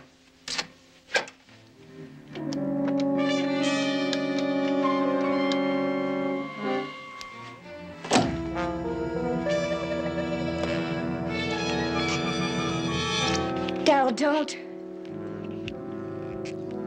Oh, my God, please don't. No. No! Mr. Haggerty, are you sure Pauline Enders being a few hours late for work this morning qualifies her as a missing person? I know. The police said the same thing. That's the reason I called you. Here we go.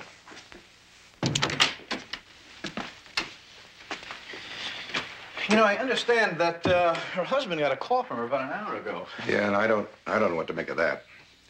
According to him, Pauline said she was confused and upset and wanted to spend some time by herself, but she just hung up. Well, I'll tell you the truth. There really isn't anything there to indicate that she wasn't coming in today. Mr. Haggerty, how did Pauline seem to you lately? Well, she's been so wrapped up in this DC-11 project, so excited by its potential, it's been hard to even get her to go home at night. Mr. Haggerty, what exactly is this project? Data communications. It's the transmitting half of a system that could turn your home TV set into a very sophisticated computer terminal. Sounds revolutionary. Well, it's the biggest thing we've ever developed. It's a joint effort with ConWest Industries, but good Lord, we've got a deadline. And Pauline's absence has stopped us cold. She's the only technical writer familiar with the whole project. I'm sure some competitor would pay handsomely for Pauline's knowledge of your project. Industrial espionage? Yes, we thought of that, but we've checked all documents thoroughly. Nothing's missing. They could have been copied. Not by Pauline Enders. No, sir. She's been with Veritech since it started. She's part of the family. Mr. Jones, if she's in any kind of trouble at all, we want to help. Well, thank you, Mr. Haggerty. We'll certainly do our best.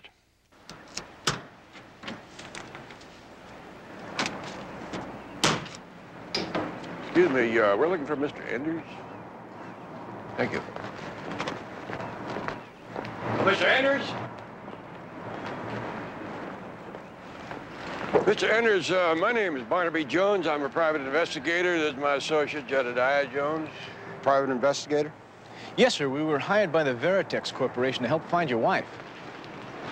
The things they've been saying about big business not having a heart. Mr. Enders, did your wife ever give you any kind of an indication that she was thinking of taking off like this?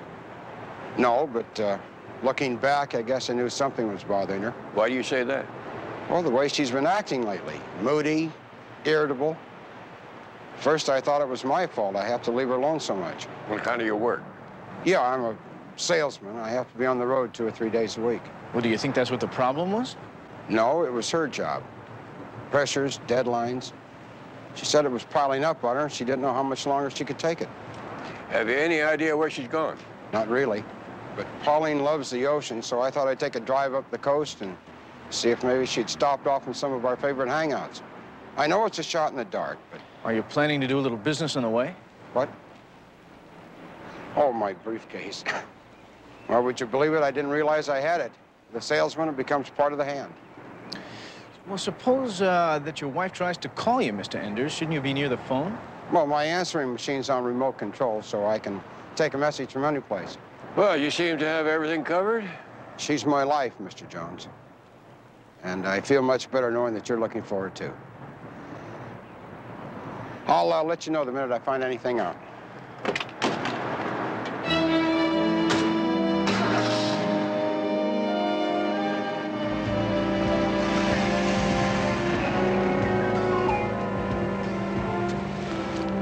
Well, he certainly paints a different picture of his wife than her boss did.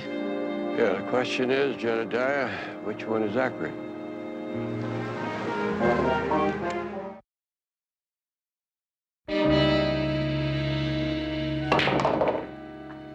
Well, do I get a gold star or not? Yes, indeed you do, Darryl. Just as soon as you deliver the other half of the system. I'm working on it. My people want a date. You tell your people.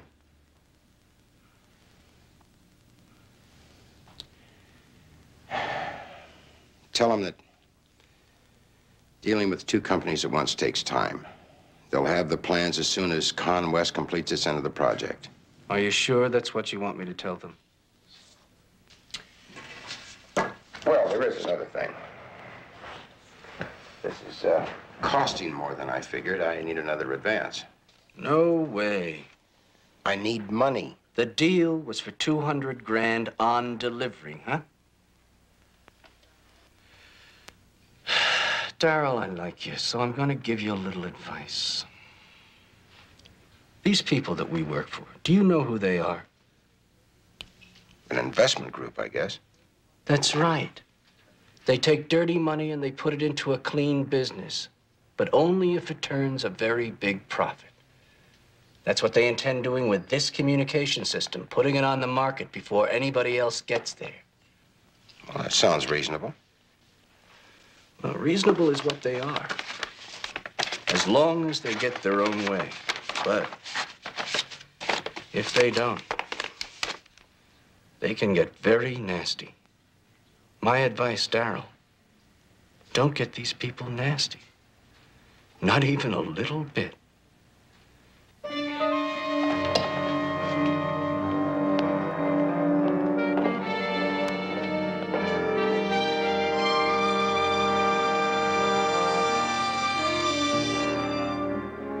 You know, this is almost too good to be true. What's that? Pauline Enders. According to this recent psychological report from Veritex, says she's extremely well-adjusted, unusually stable, liked by her fellow employees, cooperative, industrious. It just goes on and on. She hasn't even missed a day's work in 5 years. If that was said for my benefit, J.R., I did not hear you. Never said a word. Hardly seems like the kind of woman who would just take off during a critical time like this. I'm telling you, Barnaby, something about her husband just doesn't add up. Betty, were you able to find out anything about Darryl Enders? Well, I tried, but there doesn't seem to be a whole lot to find out. What does that mean? Well, he's a sales rep for several lines, the biggest being Eagle Gems, a costume jewelry company. But up until he married Pauline a few months ago, he doesn't seem to have existed at all. That's interesting, Betty. Very interesting.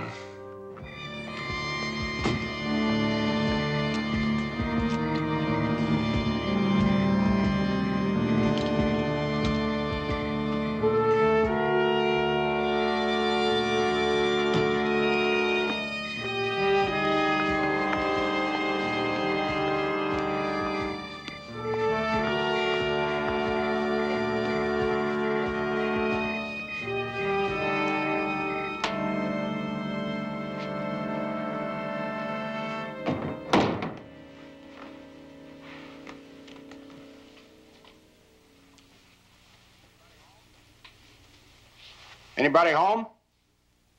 Eddie! Oh, Eddie, I missed you so much.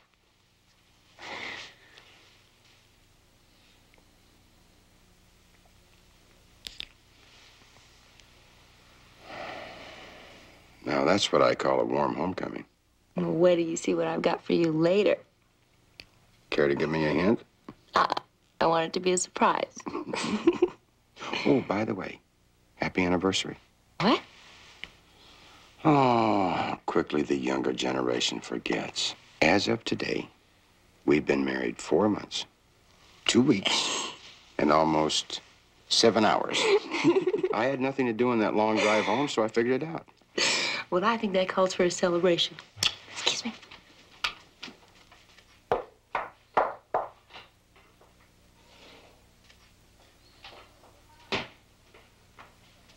Tom. Well, it's just like uptown. And you just get yourself comfortable, and I will fix you a drink.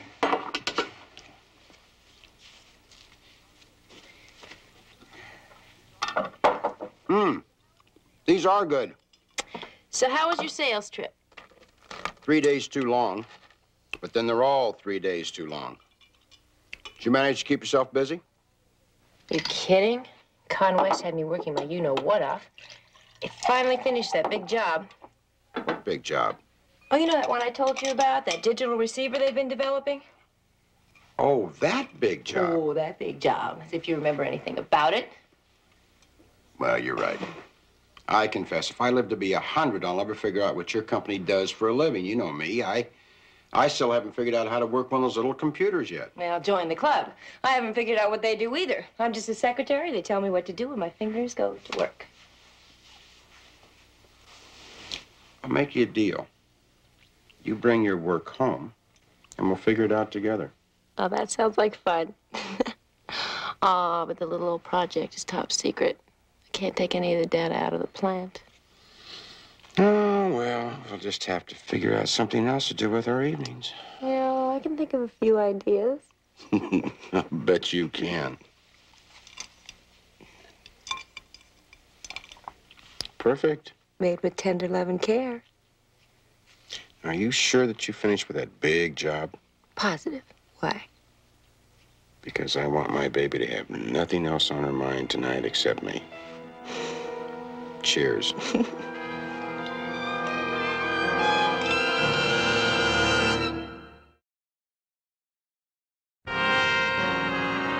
You're sure Mr. Enders expected to meet you here this morning? Well, I didn't exactly have an appointment, but he indicated he would be home. Well, he's on the road a great deal. Have you worked for the Enders a long time? For Mrs. Enders, about a year. She lived here by herself before they got married. Seemed a happy woman. Well, she should be. She found herself a good man. He took these pictures of her. Well, I didn't realize that Mr. Enders was an accomplished photographer. Oh, yes. And he's accomplished at making a mess in the darkroom, too.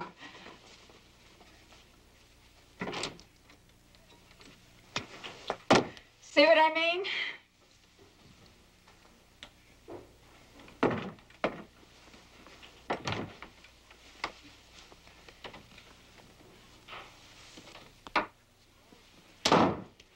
Well, Mr. Jones, what are you doing here? Mr. Enders, I just thought I'd drop by and see if your trip up the coast paid off. Mrs. Kelly was kind enough to let me in. I see. No, I didn't find any trace of Pauline. That's too bad. You must have gone quite a way if you're just getting home now. Well, before I realized it, I was past Santa Barbara. It was late and I was tired, so I spent the night at a motel. I turned off your answering machine, Mr. Enders. Thank you, Millie. That's funny. It rings out here, but not in the darkroom.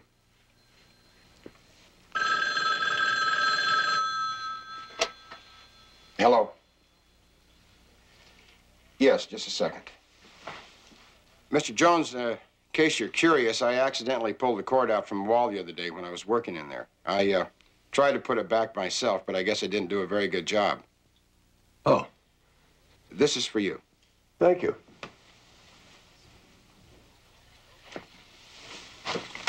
Hello? Barnaby, I contacted the credit card company. See, they were very helpful. Did you find out anything? Didn't I get any calls this morning, Millie? No, sir, nothing. If there's nothing else, I'm through. No, that's fine. Thank you. Thank you, Betty. Anything new? No. Mr. Anders, was your wife carrying a lot of money? I don't know. I checked our bank account. She hadn't made any withdrawals. Why? Well, she hasn't been using her credit cards either. At least not for any purchase of over $100. It's too early for any receipts to be coming in, but a large purchase would require a phone call. When did you say that you broke the phone cord? I didn't say.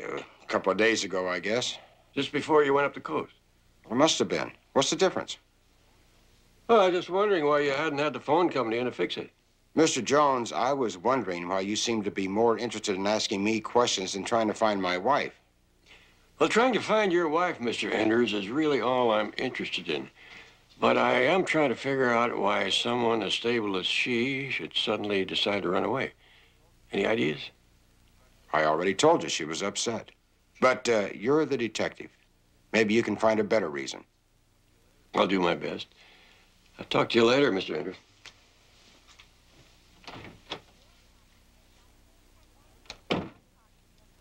And here's what your car can look like just one day later. No more dents, dings, rust, or rough spots. So, if your body has dents, dings, rust, or rough spots, hurry it on down to Mahale's one-day body shop. I brought mine. Cut. And print. Okay, wrap it up, boys. And who said there were no more great actresses? Oh, very funny. Now, let me get this straight. You just happened to be walking by and saw me here doing this commercial. I got a feeling that Kitty Dale's mother didn't raise a fool. Believe it. All right, I called you at home, and your roommate told me where you'd be. Now, don't tell me it's because you miss me. Our affair to end all affairs ended 6 months ago. Well, I was gonna call. Daryl, there's an old saying. Two gypsies can't look each other in the face without laughing. See what I mean? Now, what do you want? A little favor. There's this woman, Kitty. No fooling. Well, this one's different. I mean, she's a little older. But very rich. Oh, it was fun for a while. I saw a lot of the world. But now the tour's over, and you want me to help you get off. You got the picture. How? All you've got to do is make a phone call or two. Say that you're my wife. I'll write the script. Daryl, I'm a professional now. I even joined the union. Kitty, you've always been a professional in my book. About $100. Scale is 2. $150.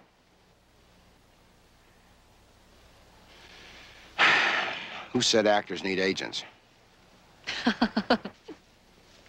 Tell you about Darrell Enders. He could sell track shoes to rattlesnakes. One of your best salesmen, huh? Used to be. And all of a sudden, 2, maybe 3 months ago, the order started drying up. Began neglecting his customers, became impossible to reach. So we finally recalled our samples and let him go. What do you think happened? Started spending all of his time on a new line he picked up. Figured he'd make more money with it, I guess. You know what the line was? He gave me a lift home one night, and I saw one of the samples in his back seat. It's one of those sculptures that move around. Kinetic sculpture? Yes, that's what they call them. I think they're distributed by the Woodmere Novelty Company. Legal gems. Oh, yes, just 1 second. It's for you, your secretary. Thank you. Yes, Betty? Barnaby, Darrell Enders just called. He says he has some news for you. Well, call him back, Betty, and tell him we're on our way over. Thank you, Betty. Thank you very much for your help, Mr. Bellows. Barnaby, what's up? Darrell Enders just got another call from his wife. Hi, darling.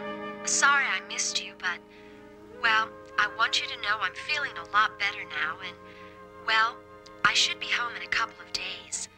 Don't be mad at me, darling. I love you. You can imagine how relieved I was to hear her voice. Yeah, it's too bad you weren't here to talk to her. I know. I'm really sorry I wasn't, but I'm just happy to know that she's okay. I'm happy, too, Mr. Enders. I just wish I knew where she was calling from. I'd like to talk to her in person. Well, you heard her with your own ears. She said she was fine. What more do you want? You're right, Mr. Enders. That's the important thing that she see. Absolutely. Now, still, you'll call us if you hear from her again. Well, the next time I call you, I hope it's to say that she's home. I hope so, too. Bye. Maybe I've been in this business too long, or I'm just too suspicious, but way down deep, it just doesn't add up. Yeah, she didn't really say anything, you know, not a word about her work, which is the reason he gives for her leaving. And the call to make sure we know about it, he gets it on tape. We don't know if it's even her voice. If it isn't Mrs. Enders, I'm afraid something has happened to her. Going down? Oh, no. Go ahead. I forgot something.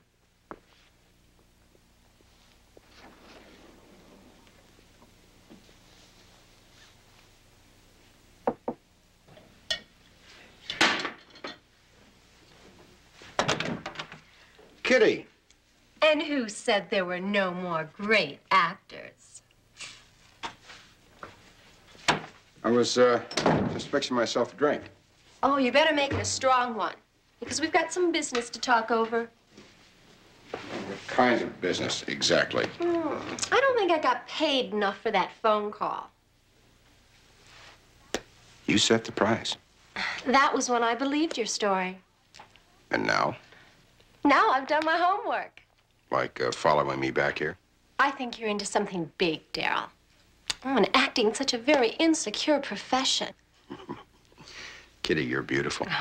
It's hard to believe that you're the same girl I introduced to escargot only a year ago. All right, you win. I am pulling a scam of sorts. Only it's not as big as you think it is. Tell you what about an extra couple of $100? I'd say it's time two gypsies laid their cards on the table. I heard those men talking on the way to the elevator. And from what I've been able to put together, I think whatever you're into, you had to kill your wife to make it work. How's that for openers? You're way off base. Well, then you won't mind if I talk to those two men about it. Wait. What do you want? Just half of everything you're getting. An equal partnership. Tell me something. If you really believe that I killed my wife, how do you know I won't do the same thing to you? I don't. That's why I brought along my insurance policy. Come on.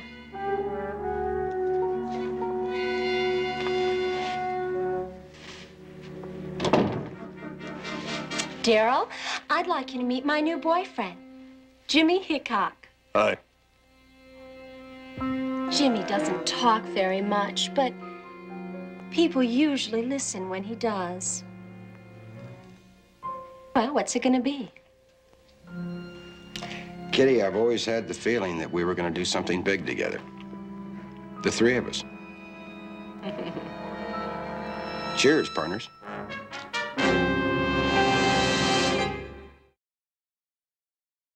Mr. Enders isn't home. Well, that's all right, Millie. I just stopped by to see if I left my address book here yesterday. Well, I didn't see it, and I gave the place quite a good going over. Yes, it's shining like a new penny. Oh.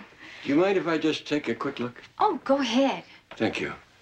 I remember I was at the telephone, and I spent some time over there at the telephone in the dark room. I'll look around. Thank you very much.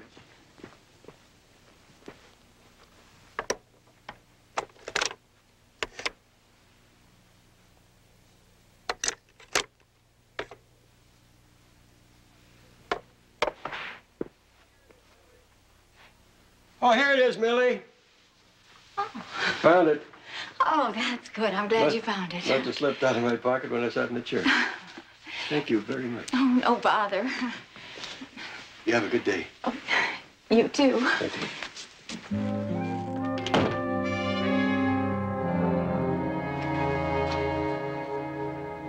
But Eddie, you just got home.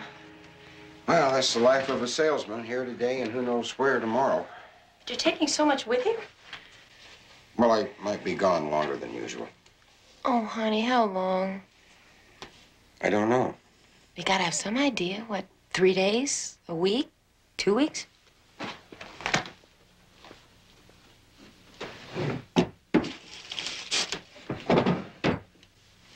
Eddie, I'm a big girl now. If there's something wrong, you can tell me. Linda, I'm in some trouble. Oh, Eddie. I owe some money. I've got some money saved. How much do you need? $25,000. $25,000? You want it straight? Okay, I'm a gambler. Basketball, football, the ponies, you name it, I'll take the odds. Why didn't you ever tell me, Eddie? Why? I'm married to you. I'm almost twice your age. I bring home $500 a week and I gamble away $2 grand. But I promise to make you happy forever. Eddie, it wouldn't have made any difference. I still love you. Honey, I just didn't want to get you involved. Oh, what do you think I am now? That's why I'm going away before it's too late. Too late for what? Come here.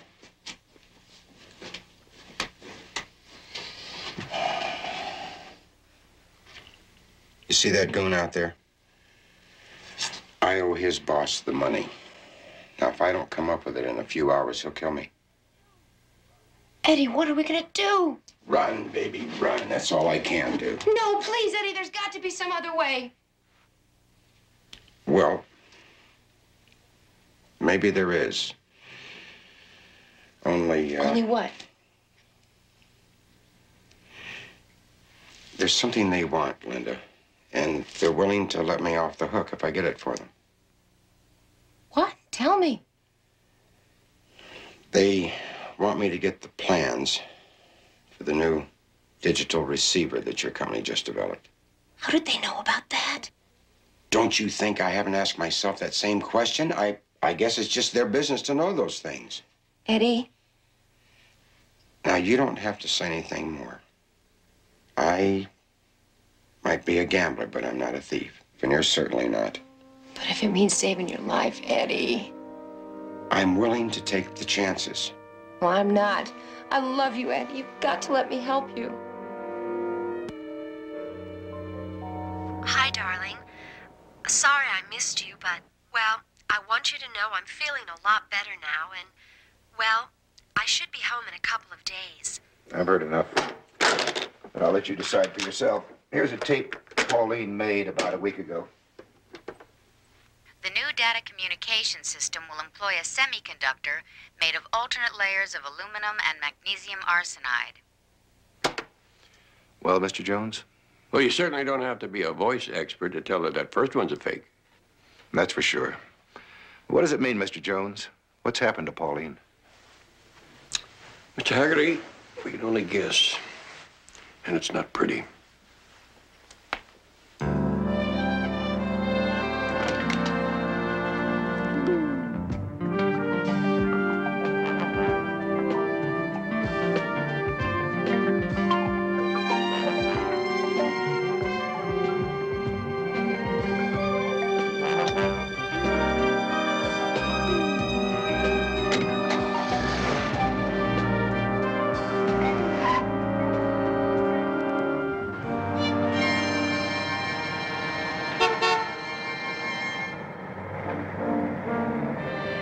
Barnaby, I'm glad I caught you.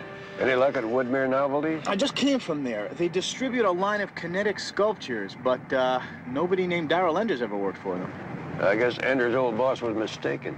Well, I'm not so sure. They hired a new man around that time, and he fits Ender's description perfectly, even drives an identical car. But a different name. Right. Ed Woods. Got his name in the valley. Want to follow me? I'll follow you.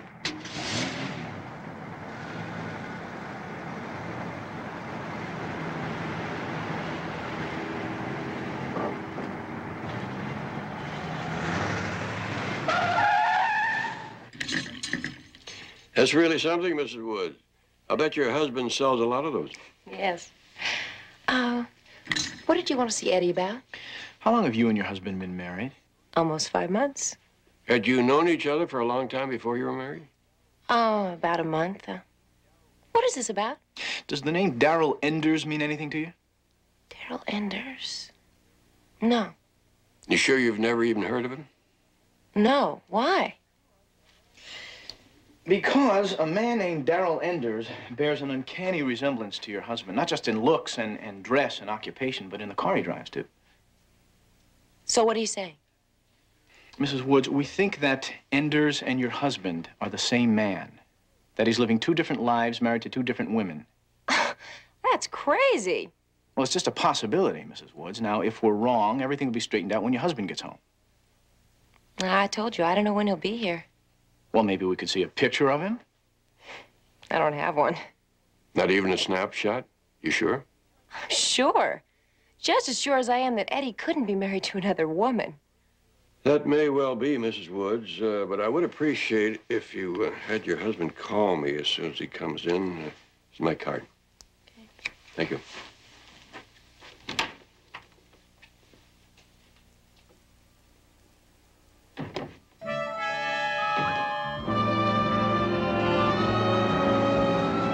Where are we going? Well, I told you, I've got to meet this friend of mine. He's the key to the whole thing. Why so far out? Because he's shy. He's supposed to meet us near those trees over there.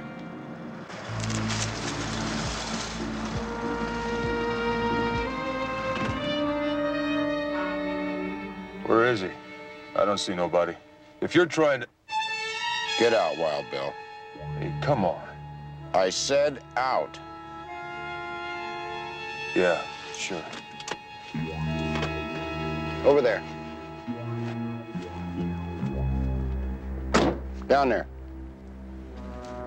What are you gonna do? I've worked alone too long to begin a partnership now. What about Kitty? She knows I'm with you. If I don't come home... What you gonna do, call the police? I'll take care of Kitty one way or another. Let's get over.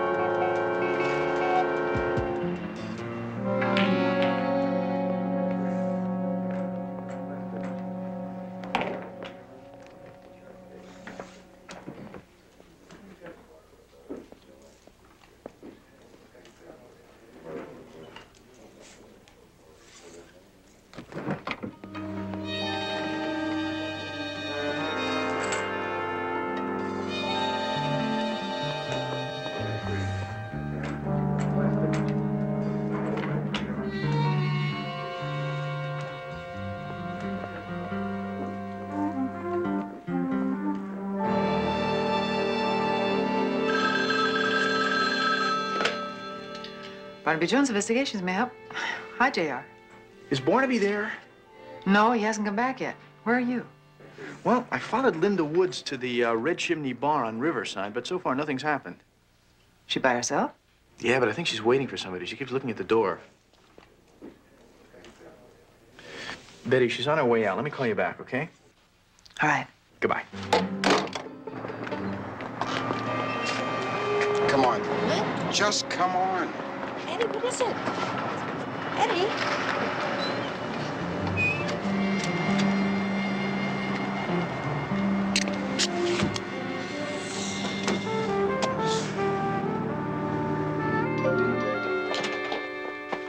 Eddie, have you heard from Jedediah? Twice in the last 5 minutes. First, he called to say that he had followed Linda to a bar on Riverside Drive, and then he called right back and said she'd disappeared into thin air. Find out all you can about Linda Woods. I want to know if she works and for whom. I'll get right on it.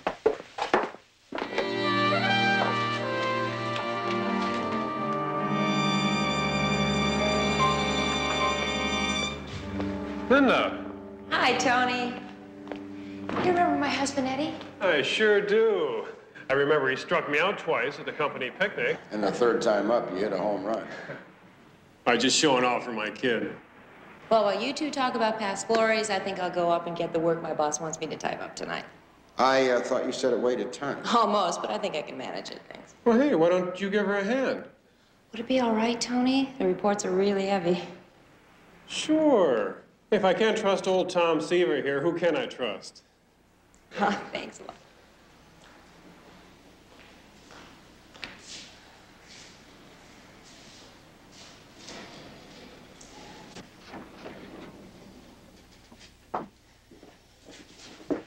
Relax. I can't stop shaking. It'll be over before you know it.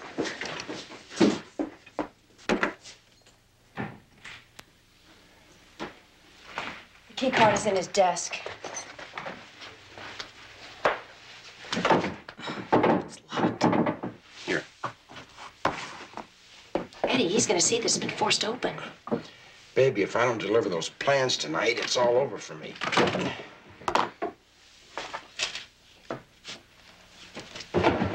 Is this it? Yes. Where's the room? Last door on your left. The cabinet is marked Project DR4. That same card opens it. You better stay here in case somebody comes by. And quit worrying. Everything's gonna be fine.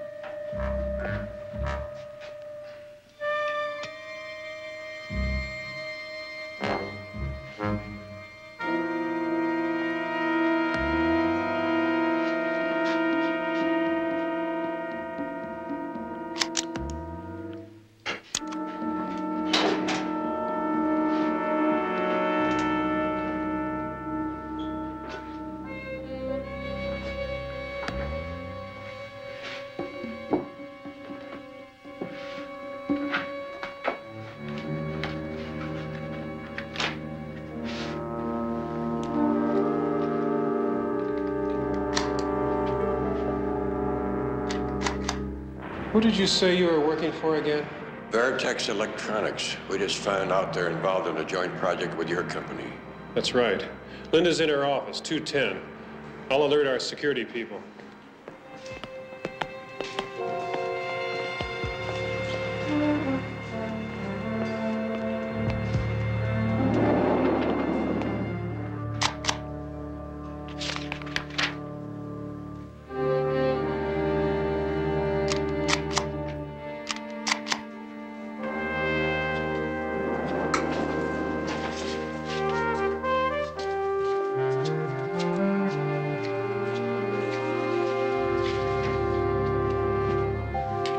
Mr. Jones, what are you doing here? Looking for your husband. The guard said he was with you. Yes. Where is he, Linda? He left. Took some papers down to the car. Guard would have seen him. He took the back way. All the other doors are secured. Please. Linda, listen to me. The other woman that your husband married worked for Veritex Electronics. He is not married to another woman. He only married her to get his hands on a new project that the company was developing, then he killed her. No! Your company is working on the same project. He needs those plans to get it all together. I don't believe you. Barnaby, this door's been forced open. Don't you see that's the only reason he married you? It had nothing to do with love. Linda, think about it. You know it's true. Now, why don't you just tell us where he is? Down the hall, last door to your left.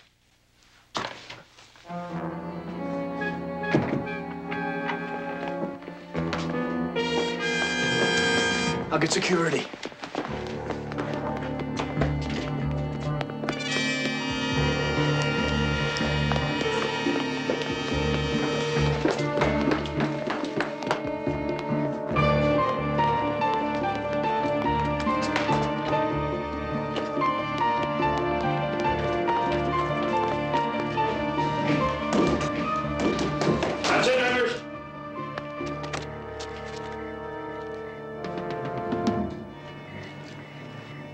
gonna have to pull that trigger, Jones. You see, I'm just not patient enough to sit through a trial. And the thought of spending the rest of my life in prison, well, that just isn't my way of doing things.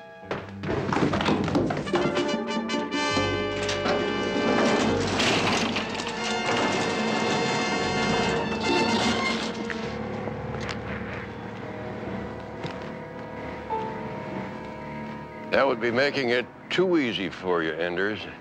And that's not my way of doing things.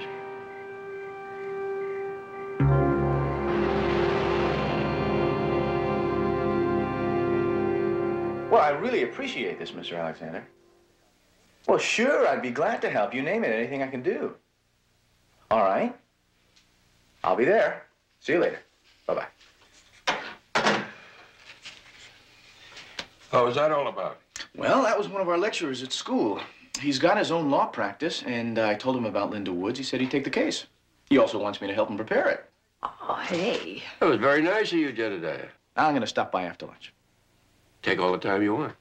Okay. Say, listen, speaking about lunch, there's a new restaurant that just opened up. I hear it's pretty fancy. You fellas interested? Well, listen, why don't you just count me out on that? See, I heard it was really expensive, you know, and it's kind of hard for a struggling law student like me to make ends meet, so, unless, of course, I got a raise. Eddie, see if you can get a reservation at that restaurant, and the lunch is on me. Oh, boss, you're all hard. Well, gentlemen, I have already made reservations. Should we go? Yeah. Listen, how about just $5 a week? $5 a week isn't much, or $2.50. Keep trying. All the jelly beans I can eat. What do you think?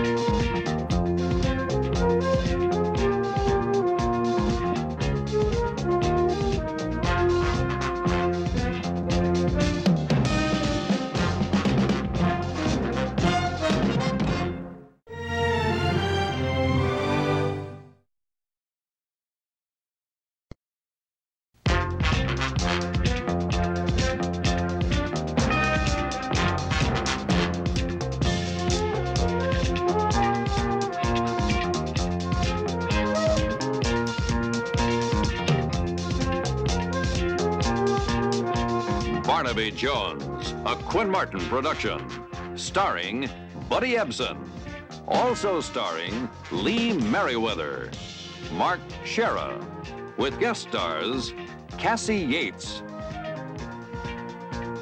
James Luisi, Tom Bauer. Tonight's episode, A Short, Happy Life.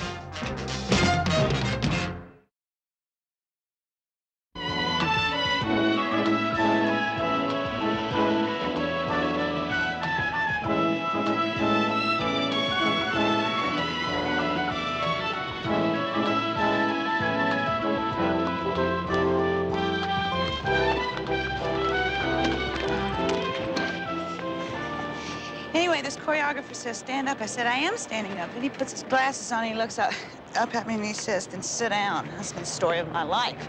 These beautiful Amazons, which are ostrich feathers, and I look like a duck. These shoes are never going to stretch out. Have you ever noticed they never have half sizes on sale? Mm-hmm. Oh, I've been yakking your ear off all the way from Las Vegas. I'm sorry. I'm still listening. You were going to tell me how you got the name Foxy. Oh, I used to play shortstop on a boys' softball team, and I would fake a throw to first to catch the runner off on second. Besides, you would not believe the blind dates I ended up with as Florence Alexandra. There I go again. Look, if you'd like to share a taxi, I promise I won't say a word, and you can talk the whole way. I'd love to, Foxy, but I've got some phone calls to make, some meetings to set up. Listen, you have a good time with, what relative are you visiting? Betty Jones. Now, there is somebody who'd look great in ostrich feathers. She's the second cousin on her mama's side. The Dickerson sisters married the Dolan brothers. I think you better make your phone calls already. It's going to be tomorrow, real soon. It's been a ball. Maybe I'll see you again. Hope so. You're the nicest guy I ever met on a plane trip. Bye.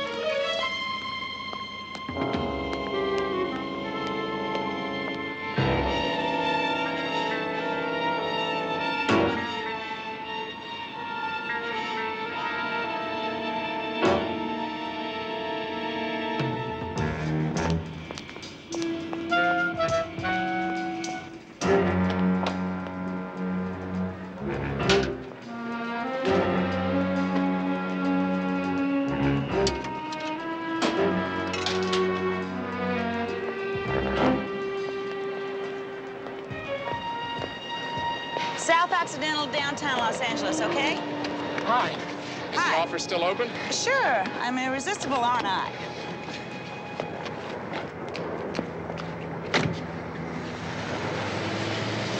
Who's the bride? I don't know. Let's go.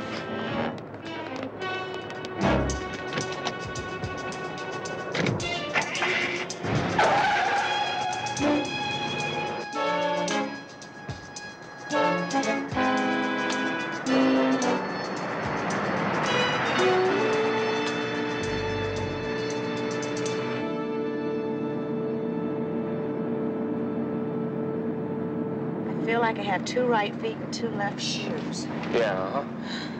So why don't you entertain me with your life story? Listen, you want to hear the rest of it? How about dinner tonight? I thought you'd never ask. Could you arrange a dashing, sophisticated date for my cousin? She's very classy. I'll try. You know, the better places won't let you in barefoot. Maybe I can loosen it up a little for you.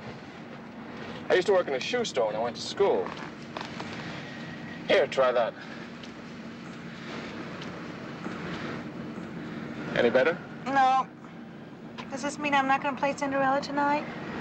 You don't get out of it that easy.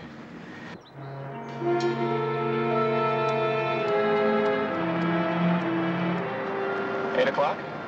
Yeah. Just look for Betty Jones on the mailbox. You got a date.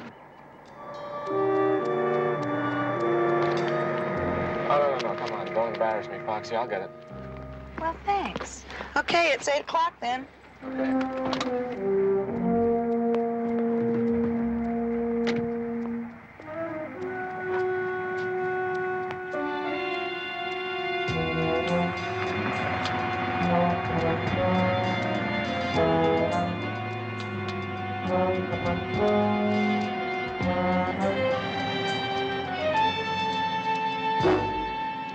That sedan behind us. It's $50 in your pocket if you can lose it.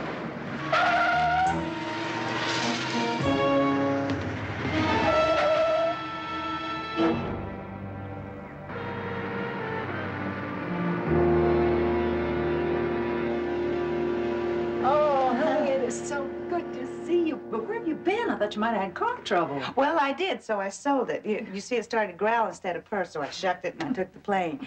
You must be Barnaby Jones, and you're J.R. Just exactly how I pictured you. You know, this is the first time I've ever shaken hands with a genuine licensed detective. From a cousin, I usually get a kiss. I'm a genuine assistant cousin. Oh. I love it. A whole room full of cousins. We don't have to get acquainted. We can just start kissing and start talking and, oh, these shoes. What's the matter, hon? These new shoes. I just couldn't live without them, and now they're going to kill me. Well, we can drop them off at my shoemaker's, Mr. Lando. I'm sure he'll be able to stretch them or something. Luckily, he's open on Saturdays. You know, if we knew you were coming in by plane, we would have picked you up. We would have been delighted. Oh, I didn't want to make any trouble. Besides, I was busy arranging us a date for tonight. I met an absolute doll of a guy on the plane. Foxy, you shouldn't let strangers pick you up. Oh, heck, Betty, everybody's a stranger until you get to know him. Besides, he doesn't know it, but I picked him up. Why don't you come along too, J.R.? We'll make it a foursome. Oh, wait a minute. I already asked him to get a Paul Newman for Betty. Oh, Foxy. Betty, you appear to have found a new social secretary. Yes. I'd be pretty good at that, you know. Well, anyway, I'm busy for tonight, but I'd like to sign up for tomorrow night. You're just being nice. Foxy, I'd like to talk to you a little bit about Jedediah. What? No fair, no fair.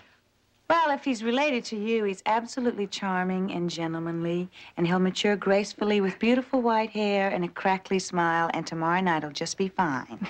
Oh, while we're out, Betty, I need to get a new blouse. I spilled ketchup all over me. Ugh, looks like I shot myself. There's the case for you, Barnaby, plugged by a plugged ketchup bottle. Much as I hate to tear us away, Jedediah and I have to get to the office to finish a report. And I'll be in tomorrow to finish typing it up. Come on, Jedediah. These ladies obviously have a full day schedule. Don't forget tomorrow night. I couldn't forget a date named Jedediah. Could you get a Jeremiah for Betty? Well, first on the agenda, drop these off at Mr. Landau's. I'm sure he'll be able to stretch them. He could just possibly save my life. I would hate to be the first person in history to die of feet strangulation. By the way, Foxy, how have you been feeling? Oh, now, about the blouse. Now, it doesn't have to be an original. Do you know a place that sells copies of copies? Well, if you don't mind a little karate between the clinches, I know just the place. Well, move out of the way, ladies, and let me at the sixes.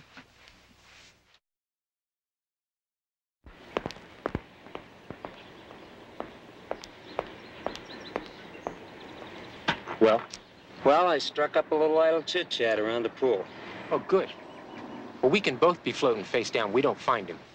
Yeah, well, the only new arrival today was some visitor, the cousin of one Betty Jones. They left to go shopping about 2 hours ago. So we just sit here? No. I'll go inside. You cover the back.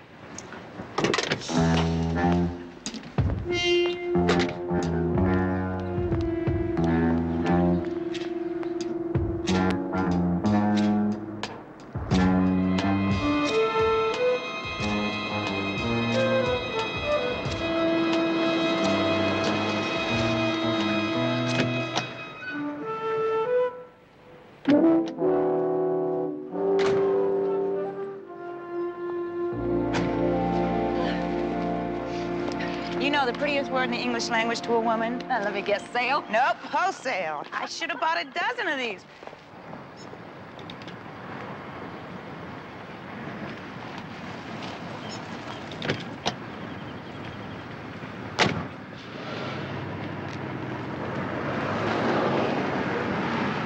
Have you given any more thought to settling down? Nope, I got wandering travelitis. Surprise. Wow, you're early. I couldn't remember if I told you what time, and I didn't have a number to call, so... 8 o'clock, but if you're really impetuous, you can make it 7. Oh, this is my cousin, Betty Jones. This is Arnie Richards. How do you do? Hi, a pleasure. I told you, classy and glamorous. Did you find somebody special for her? Foxy. I'm working on it. Hey, the shoes, what happened to the shoes you were wearing? Well, I couldn't wear them without my mascara running. Okay, 8 o'clock. I'll see you right here.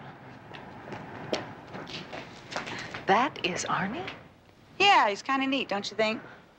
Honey, I'm afraid he's a kook. Are you sure you want to place our fate for the evening in his hands? Yeah, he is kind of different, isn't he? But you know, I like people who are different. Betty, you have to do at least one thing different every day or you tend to get stereostriped. Stereostriped? Yeah, you know what I mean. Live a little.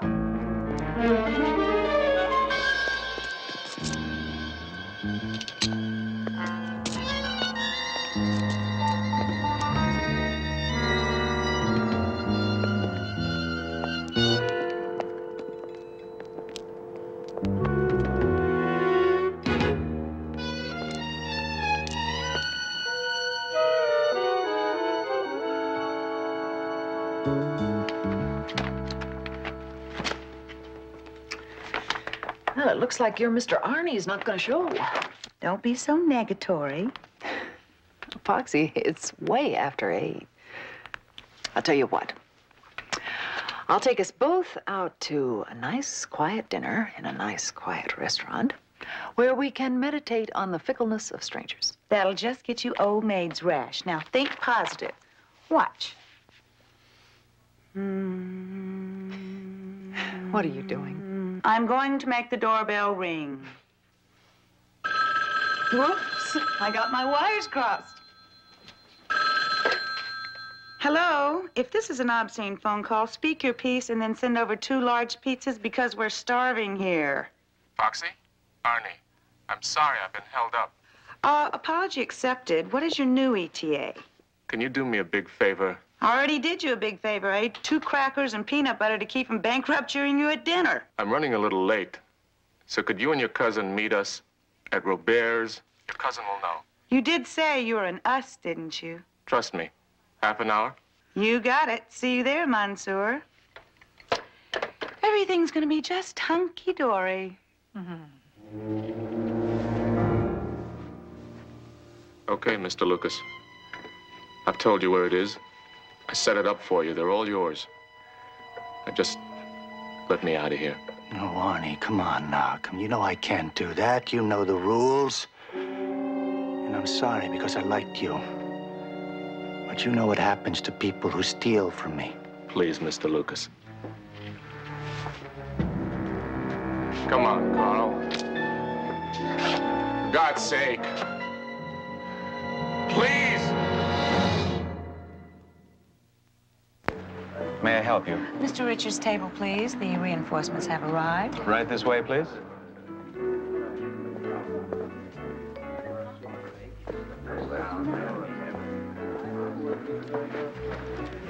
Oh, excuse me. I think there's been a mistake. No, wait a minute. Did Arnie recruit you for tonight? Yes. And now I'm suddenly delighted that I didn't refuse. That's because you're staring at my cousin Betty Jones. She's from the beautiful side of the family. Carl Lucas. Can't imagine what's happened to Arnie.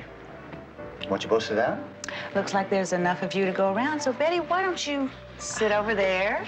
Thank you. And I'll sit right here. Isn't that the most devastational perfume she's wearing? For heaven's sakes, Foxy. She's quite right, you know. I'm Foxy Dolan. How do you do? I'm afraid you're going to have to forgive Foxy. You see, Foxy is from the outspoken side of the family. She always says exactly what's on her mind. Good. Now, if you'll both call me Carl. Listen, why don't we make that the rule of the evening? Terrific. Now it's your turn, Betty. Go right by the rules and tell us exactly what's on your mind. There's nothing on my mind. No dodging. What are you thinking? Those are the rules. All right. Well, I was wondering why I was so afraid to come here when now I'm so glad I did. Well, no one's going to top that speech this evening, so why don't we drink to that? I hope you don't mind. I ordered some wine. Oh, great. You know, I found that a little bit of wine helps me overcome my shyness completely. Well, here's to new friends and to the good fortune that brought us together.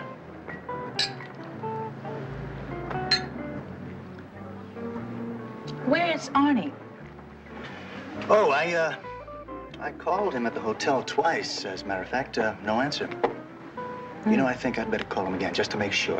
Oh, I'm sorry. I'm terribly sorry. It's okay. No problem. Terribly You sorry. should get some water on it. Oh. Well, would you look at that? Two-tone shoes.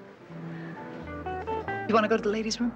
No, you know, I tie-dyed jeans once, and they never even came out this good. I'm so sorry, Foxy. Listen, I have a French cleaner who can get that out when I take you home tonight. Look, the only damage that was done was to a good glass of wine.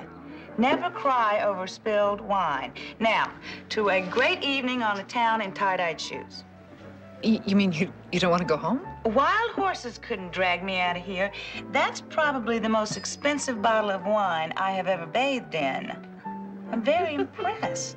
Well, I'll drink to that. May the next bottle be kinder to us all. Oh, yes.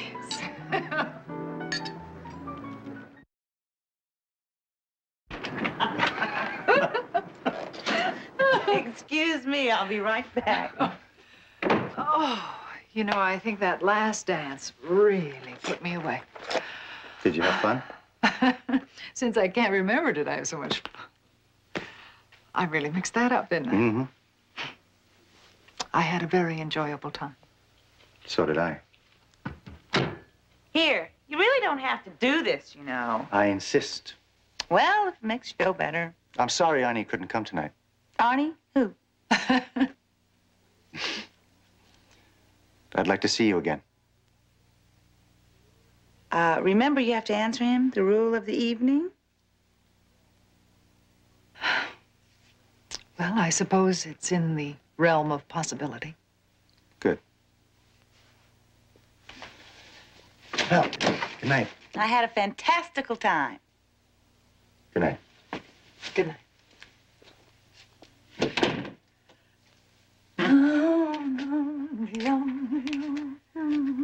Well, you can't tell me you didn't have a good time because it's radiatoring out all over your face.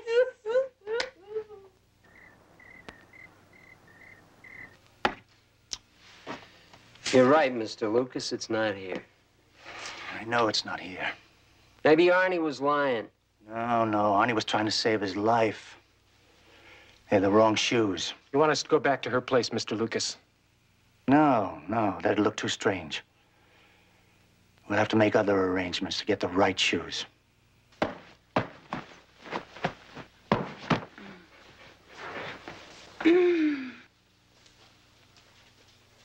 Foxy, I hate to bring this up, but when was the last time you saw a doctor? Honey, I know it may never happen to you, but it does run in your side of the family, you know. You should be seeing a doctor regularly.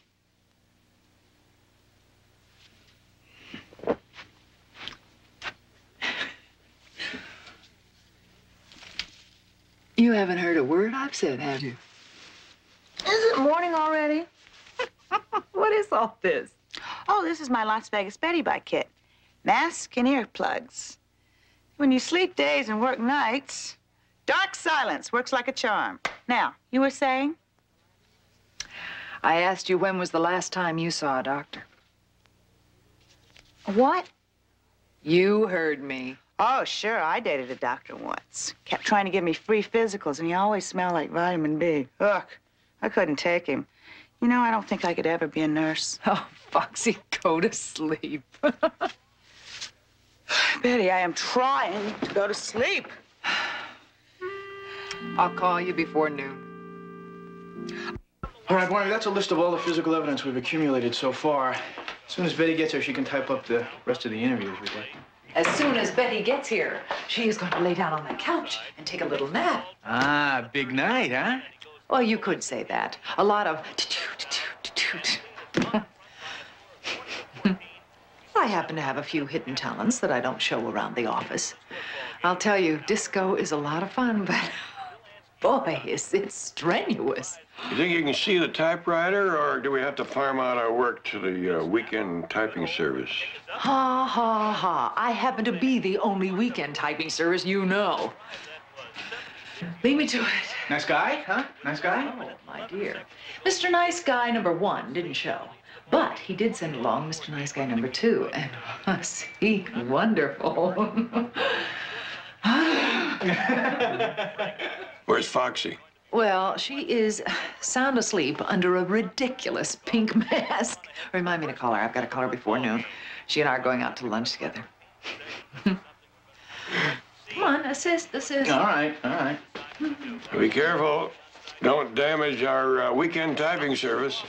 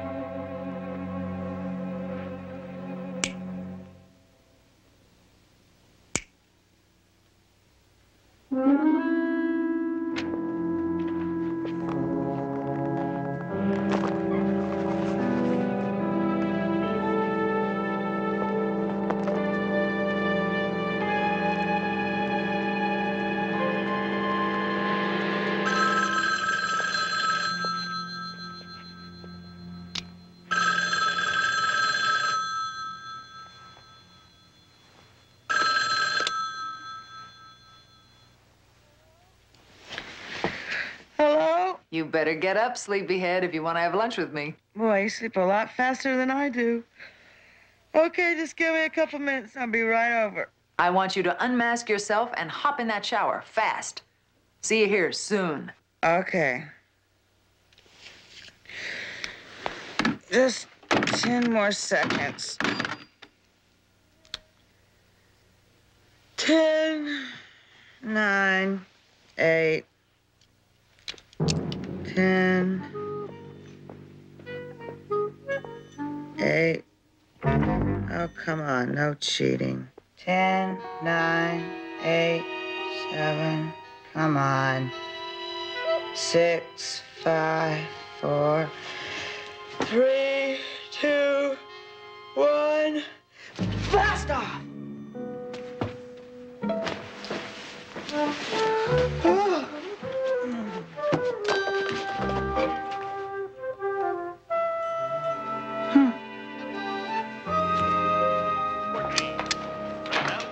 Here we go.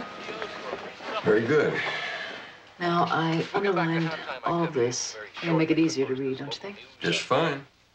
Police today are investigating an overnight slaying, which a spokesman says may involve underworld figures. The slain man has been identified as Arnold Richards, That's him. who authorities describe as a courier for known kingpins of organized crime. The body was discovered early this morning by hikers in the canyon area, and police say the victim had apparently been murdered sometime yesterday evening.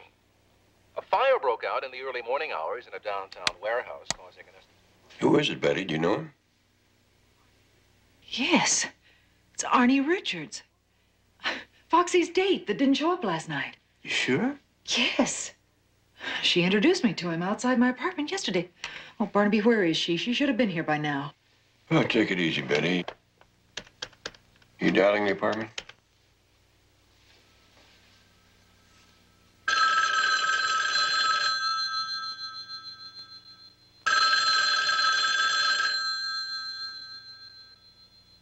No answer. Well, the answer is that she's on her way over here now. I hope so.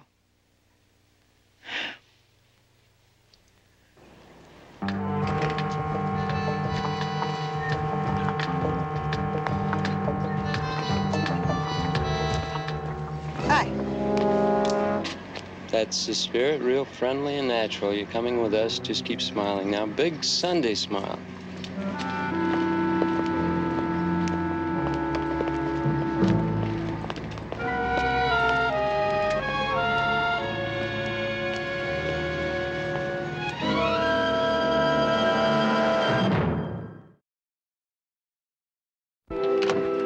Foxy? Foxy? Look, maybe she just found a guy with a surfboard and followed him to the beach. Foxy? JR, come here. Look at this. What's the matter? Why in the world would she do that? Well, your little cousin is really neat, but that doesn't mean she's neat. Neat. Shoes. Yeah, you sure do have a lot of them. Oh, JR, someone's been here. The masked shoe bandit. I'm serious. Yesterday, when Foxy introduced me to Arnie downstairs, he asked about her shoes. You mean Arnie, the guy who was murdered? And last night, Carl Lucas spilled wine on her dress and her shoes and insisted on taking them with him to be cleaned. What would they want with her shoes? Are you sure your cousin Foxy didn't get mixed up in bad company in Vegas? No, not intentionally. The shoes she was wearing yesterday, that's what they're after. Well, are they here? No, no, we took them to the shoe repair yesterday. Please, Mr. Lando, be listed. Please, yes. Now that you're listed, please be home.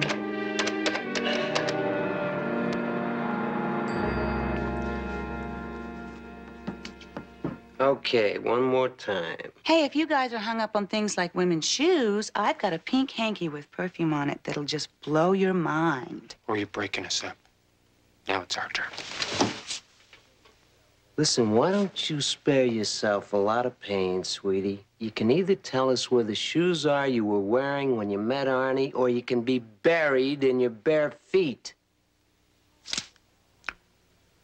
Oh, those shoes. Well? They're in a shoe repair. That's exactly what we wanted to hear. You. She's stalling again. Well, we'll soon find out. You creep! You spilled wine on me on purpose to get my shoes. What's with you kinky weirdos? Easy, Foxy. Just take it easy. You give us what we want, you can walk out of here. It's a beautiful day outside. Yeah, that means it's raining for sure, you fancy-mouth liar. The whole time playing Lord Gallant with my cousin, and you were maneuvering for a lousy pair of shoes. Where are they? In a shoe store in a shopping mall being stretched. And you kidnappers would be lucky if you don't get the same treatment. If that's the truth, Foxy, my love, you must have a claim ticket. Let's have it. Don't call me love, you creep. The claim ticket.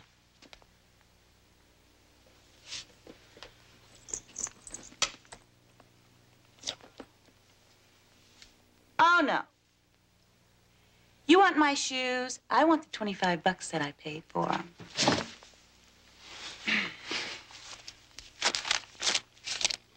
Thank you. Hey, not so fast. If you crazies think I'm gonna sit in this chair and wait for the stores to open tomorrow, you've got goose down for brains. The place is closed on Sunday. Go open it. Now, Foxy. That better be a pair of shoes in Mr. Lando's shop with that number on them. Oh, well, look who's afraid of who. Big, brave man scared I'm gonna knock him down and run away. Just relax, Foxy, relax. I don't want to relax, and you quit calling me by my familiar name. I'm not gonna tell Betty what a rat you are.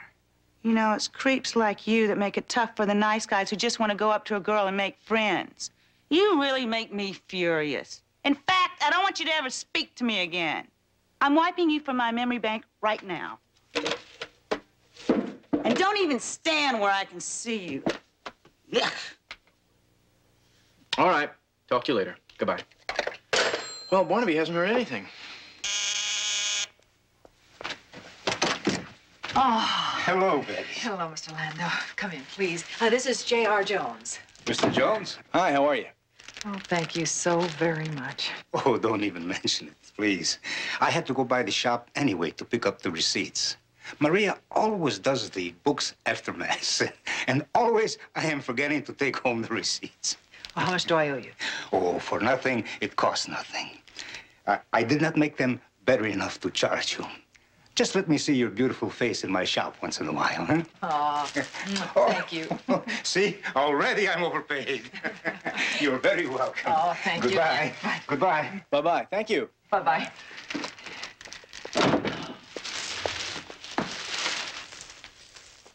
You mean to tell me that somebody got killed over these? J.R., don't say that.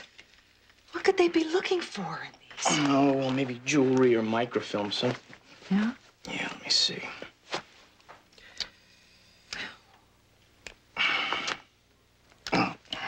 Oh, the heel is solid. Nothing. Let me see this one.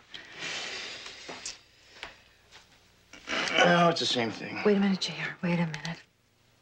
Something under here. I think, yeah. Ah, it's a key. You know, it looks like it's to a locker of some kind or a cheap padlock.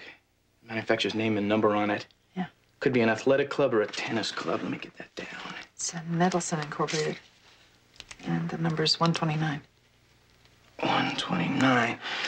All right, I'm gonna go ask my favorite great lock expert, Jay Kettle, if he knows what that key fits. Why don't you just call him, honey? Because Jay Kettle is in jail for being a great lock expert. I'll see you later. Oh, Foxy. What have you gotten yourself into?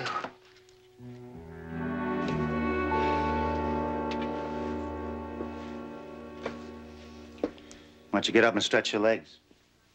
I will not accept gesturings of politeness from you. I would rather remain uncomfortable in your presence. Suit yourself.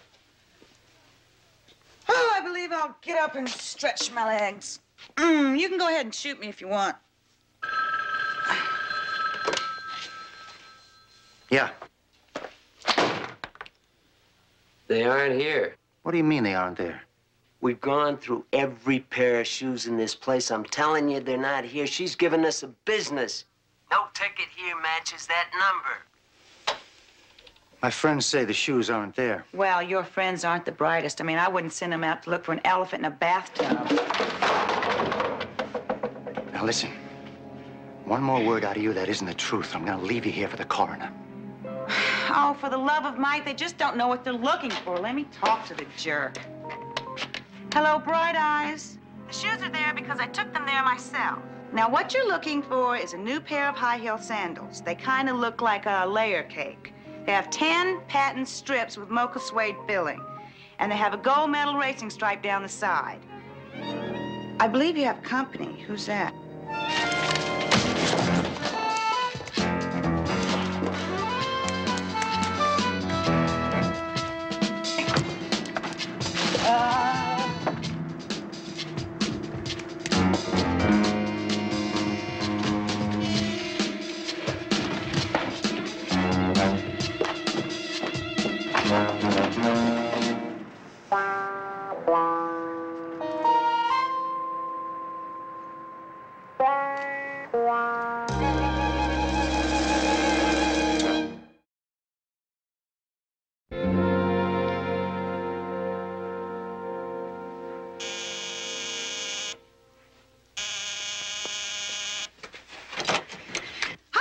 Would you like to buy a subscription to... You get in here.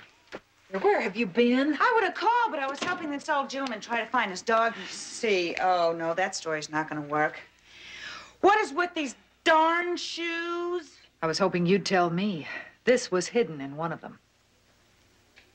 So this is what they were after. They? Who were they? Foxy, where have you been? I have some bad news for you, Betty, but that gorgeous man that squired us the other night is a no-good crook. Yeah, well, I'm afraid it goes a lot deeper than that, Foxy. Arnie Richards was murdered. Murdered? Who? Why? For this, I'm afraid. Boy, I'm falling apart. My head's all jumbling up. Please don't. You've got to think. How did this key get in the shoe? I don't know. I bought him in Las Vegas. Wait. Arnie was fooling around with my shoes in the taxi cab. Hello? Yes, you are. Betty, did you find Foxy yet? She just turned up. Oh, well, that's a relief. Listen, Barnaby just picked up some not such terrific references on her friend Arnie. Betty, I just talked to Lieutenant Biddle. He said that Arnie Richards used to work for somebody named Carl Lucas. That ring a bell? Sure does. He was our escort last night. Yeah, he kidnapped me, but I bonked him on the head and got away. Good grief. Did you two hear that? I heard. Betty, I think you and Foxy better come right down here. We'll try to get the police to see if we can straighten this out. Oh, by the way, Jay Kettle says that key we found in the shoe does fit some kind of a pay rental locker. Wait a minute.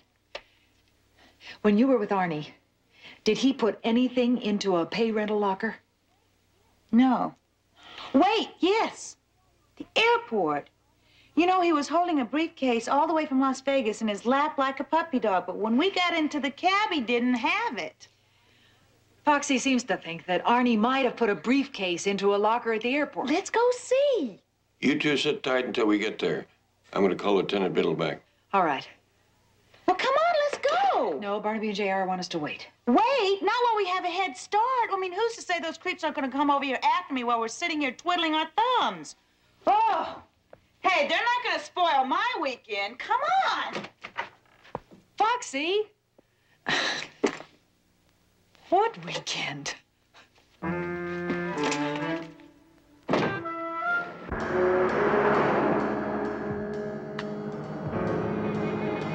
Betty, we got a carload of kidnappers right behind us. What? No, what? Watch where we're going. Come on, you can lose them.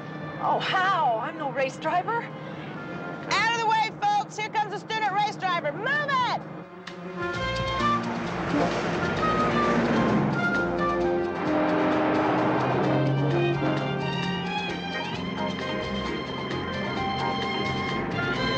Atta girl, hang a left.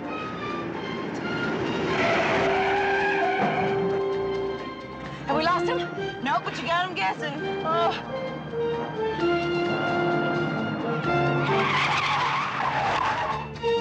Turn down that street. Oh, there is no street. Well, there is now. Lay on it.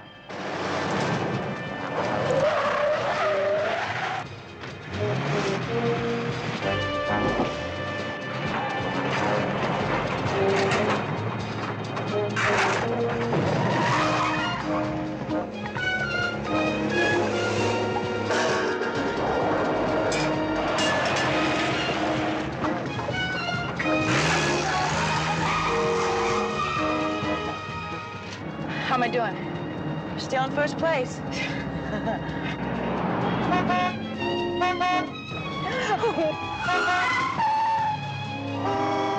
Wow, fantastic!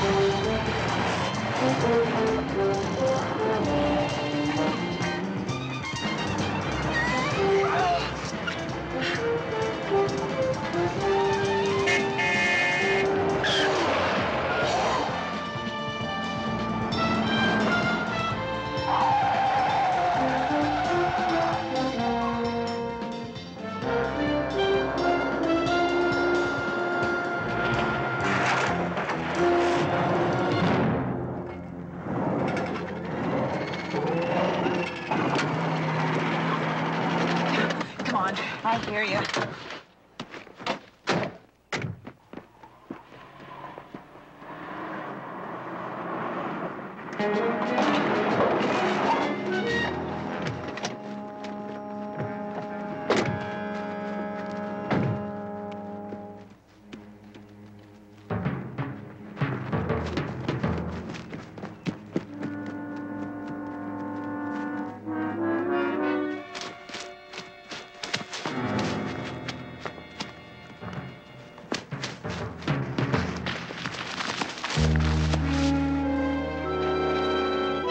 That way. Cut them off.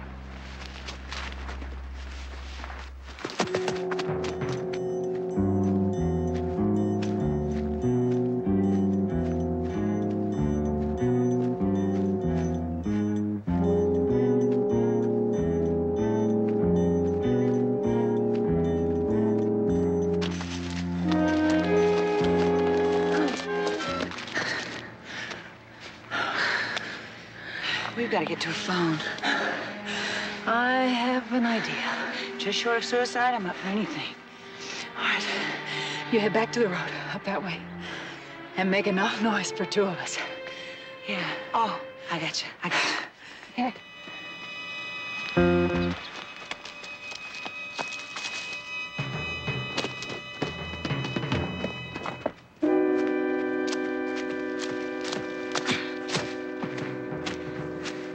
Come on, Betty. I'm coming. Well, I think we've lost them. Shh, keep your voice down. They can hear you.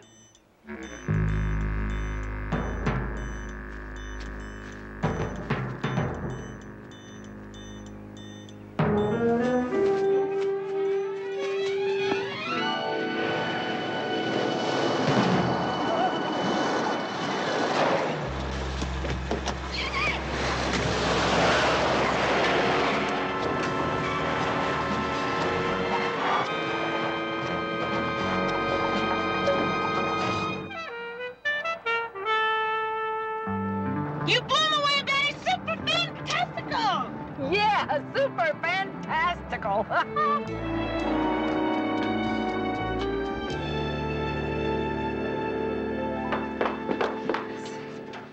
Oh, here it is. Oh, what if it's a bomb? Oh, Foxy, No, they wouldn't be that anxious to get it. Come on.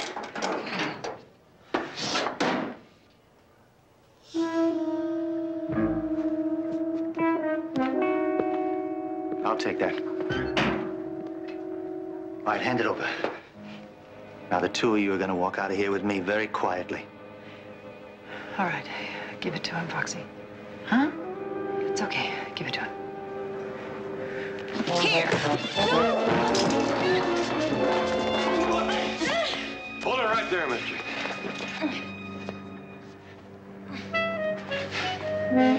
Foxy, I think you can let him go now. Well, how did you fellas spend your Sunday afternoon? Go ahead and open it, JR. We already paid our admission. All right, let's see here. Wow. Probably cocaine, huh? If it's pure, we're looking at several $1 million worth. Talk about pain through the nose. I thought I told you two to wait for us. We did. We waited here.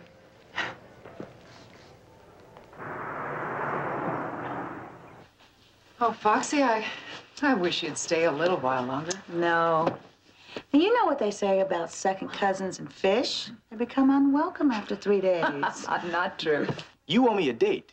I'd take a rain check on that, but the next time I see you, you'll probably have 2 mortgages and 3 kids. Oh, come on, Foxy. Let's try to make it sooner than that. Well, a friend of mine has offered me a job in Hawaii, sort of second coconut and dance group. So you never know. Oh, Foxy, when are you ever going to settle down? You can't run all your life. I know. I know what you're saying. You've been trying to ask me several times if there's any signs of that disease that took away Aunt Prissy and Cousin Irma. You should be checked regularly. I am, but the doctors can't promise that the same thing won't happen to me someday. I mean, you're lucky. It doesn't run in the women on your side of the family. So I promised myself that I'd just live every day to the top. See, every minute's kind of magic to me, Betty. You're right about that, Foxy. Keep spreading the magic around. If you have a good thought about somebody or something nice to say to them, tell them today. Never wait till tomorrow.